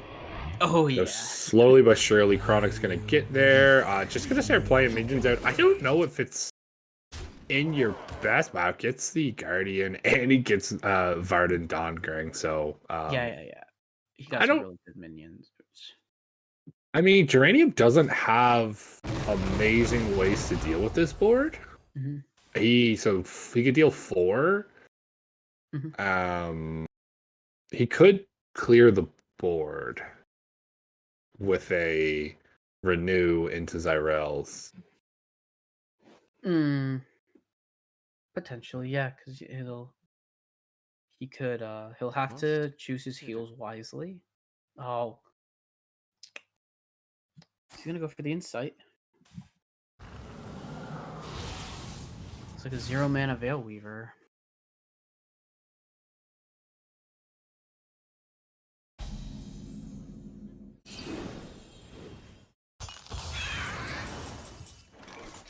All right. Oh, that is a very corruptible ring toss. actually a bit of issues with this Imprisoned Phoenix with a draw. Um, You can play Egwin here. Yeah. Play Egwin in it. And then It's you a can- 5/5. Yeah, and I think even going for Rune Orb here is pretty okay. It's because you're going to be dealing so much as is that you just want to you just kind of want to get that extra spell to your. Oh yeah, your hand an extra now. 6 damage. Look for your 6 damage, and you look for Devolving. burn. Finds Primordial meaning more spell damage. At this point, this deck can just kind of function like a spell damage mage. Oh yeah, we're a big evocation, but I mean a lot of burn did get removed from mage. This board is getting removed. The board is wide, and Geranium doesn't necessarily have the best way to deal with it. Obviously he does have the Zorelia, but other than Renew, finding an additional, he could deal 5, so he can clear the board. Just has to play around counterspell correctly. Yeah, I mean, what do you'd rather, I guess, your gift get counterspelled here? Yeah. So, actually can't quite clear the board. That's interesting, mage having something. Oh no, he played Renew first. Yeah. Oh, board cannot be removed. So gift can still get him some stuff. Sure. But it's not gonna. Palm reading. Not enough. Can't play Zyrella here. I mean, you go for the Hysteria, and it's very likely not gonna give you enough. Oh, you hope. You pray. Get that minion. Oh no. All right, that's just lethal. Didn't clear enough. The Chronic takes this. Yeah. Yeah. Really well navigated. Honestly, both players played well. And the mage just had that the font power created so many good minions to play with.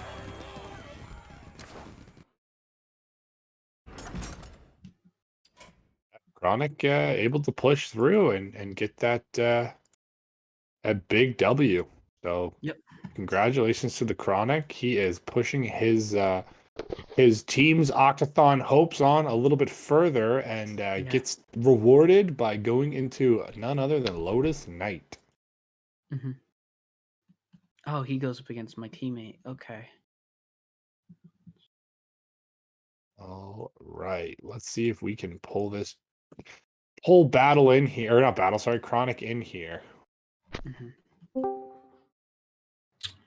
Hello. Hey, how's it going, Chronic? How are you gents doing tonight? Doing very well, my friend. Congratulations on the hard-fought W, man. Big 3-2 win. Go ahead. I'm sorry. I was just saying, must have been on the edge of your seat there for the last little bit. Bro, I can't lie. I was fucking sweating.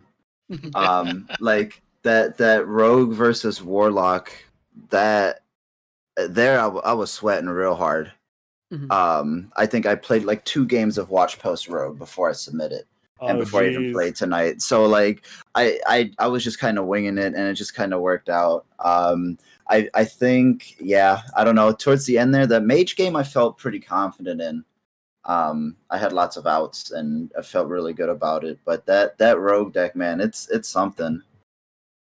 Yeah, you definitely played the rogue deck right with playing top decking on 2 with no play on 2 and top decking probably the best watch post.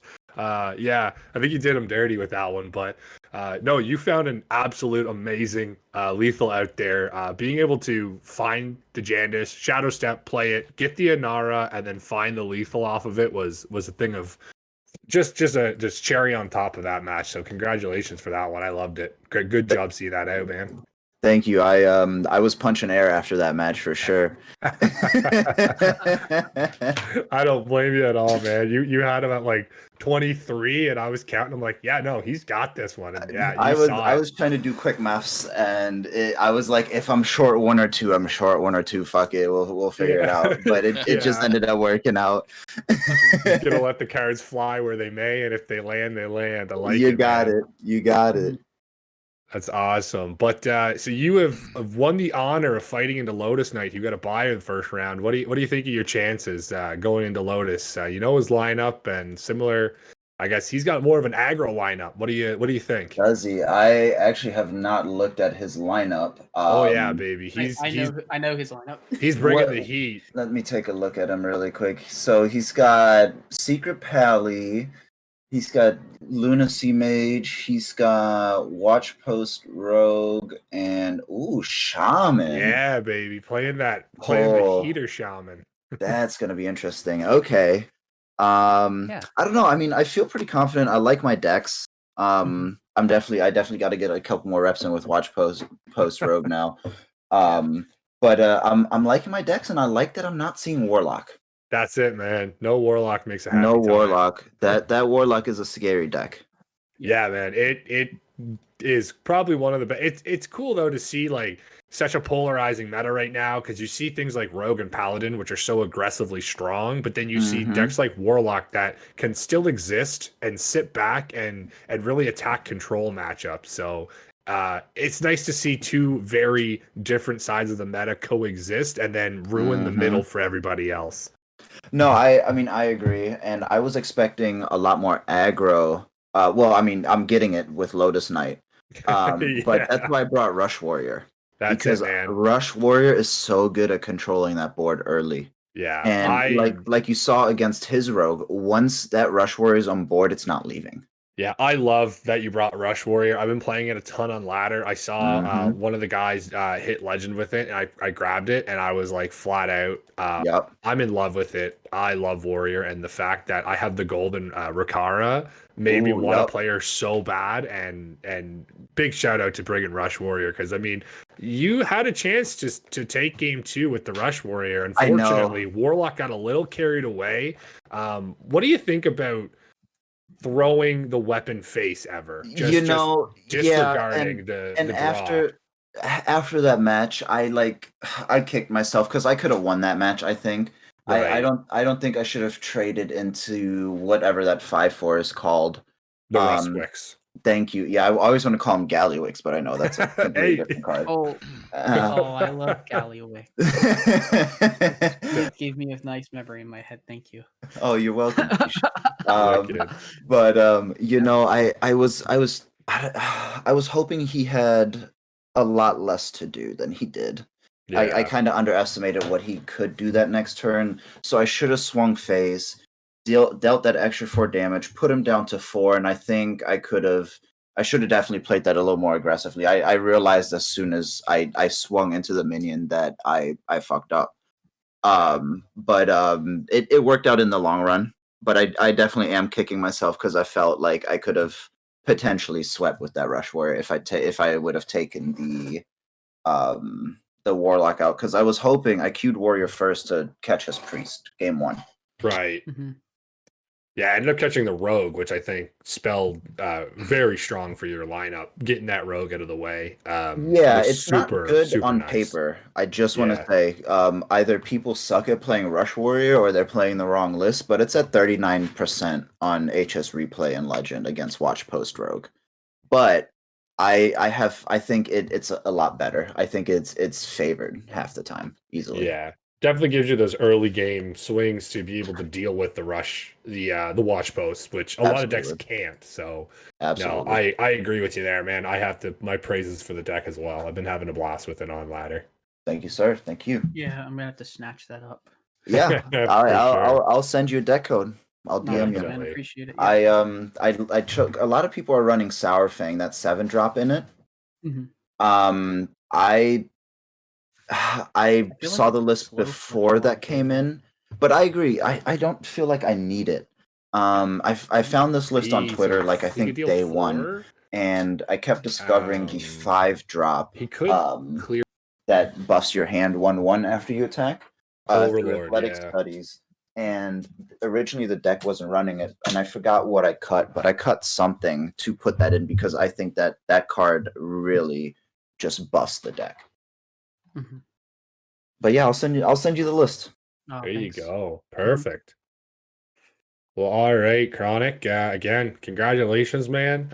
You move on to the next round, and good luck in the remainder of the tournament, my friend.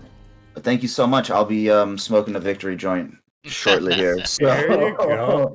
you know, one before the match and one for after you win. So that's Hey. that's usually how that goes. Practice But how you play, right, man? Practice how you play. listen, exactly. That's it, man. I can't be called chronic and be a poser and not smoke before and after That's games. what I mean, man. You can't be doing that. It helps you focus. Exactly. Well, thanks again for joining us, and congrats on the win, and good luck on the rest of OctaTHLon there, buddy. Thank you so much. You guys have a great rest of your night. You too. Great rest of your night. Yep. Night. That was the first time I've talked to Chronic, and that was delightful. Yeah. Chronic's a great guy. That was super delightful. That put a smile on my face the entire time. Did he pass? Did he pass? Puff pass, dude. That's why you're so happy. man. Hey, a little contact high, I guess. I You know like me. it. I like it. Yeah, he passed. He passed the vibe check, is There what you he go. did. That's right. Yeah, yeah. Yeah. So, right. Awesome. Cool. Wow, that was a longer one, but definitely well worth it. Yeah, definitely well worth it, and, Yeah. and appreciate Fish and his opponent coming online to be on stream, as well as Geranium and Chronic. So it was Sam. What was it? Sam Sees Ghost. Sam sees Sam- Ghost. yeah, I Sam sees knew it was a Ghost. tongue twister for me. So He Yeah. doesn't see multiple. He only sees one ghost, but he sees it real good. Yeah. So, half of Corridon and Fish, thanks a lot for casting. Thanks for our viewers to join tonight's very long, good stream. So, we'll Yeah. see you tomorrow afternoon, possibly. Lotus Knight's dragging in some matches, so I'm seeing. Just not Yeah, sure and exactly what time. So I don't know. Are we putting Battlegrounds on the? Are we streaming it? I'm playing in it, so I will not be casting. no, I think Steffi and Blue are going to be casting for Nice. Battlegrounds regular. Cool. So, but we'll Yeah. see. We'll make the announcement later. If, Oh, yeah. if it's not going to happen, just do Yeah. Easter Sunday, then it is what it is. So Yeah. We're gonna have a banger of a match tomorrow. Yeah. We have Slimsh versus Thralamund in the classic series. in the so. classic Yeah.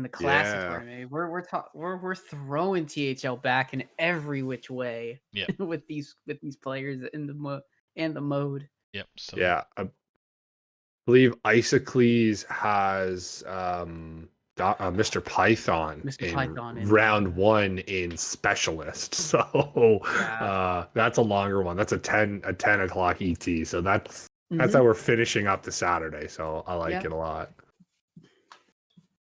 all right, Awesome. gents. Well, All right, guys. night everybody. Be good. Yep. Be safe, and keep on OctaTHLon and along. OctaTHLon and Yes, that's right. OctaTHLon. Get off my lawn, kids. Get off my Night, everybody. Good night.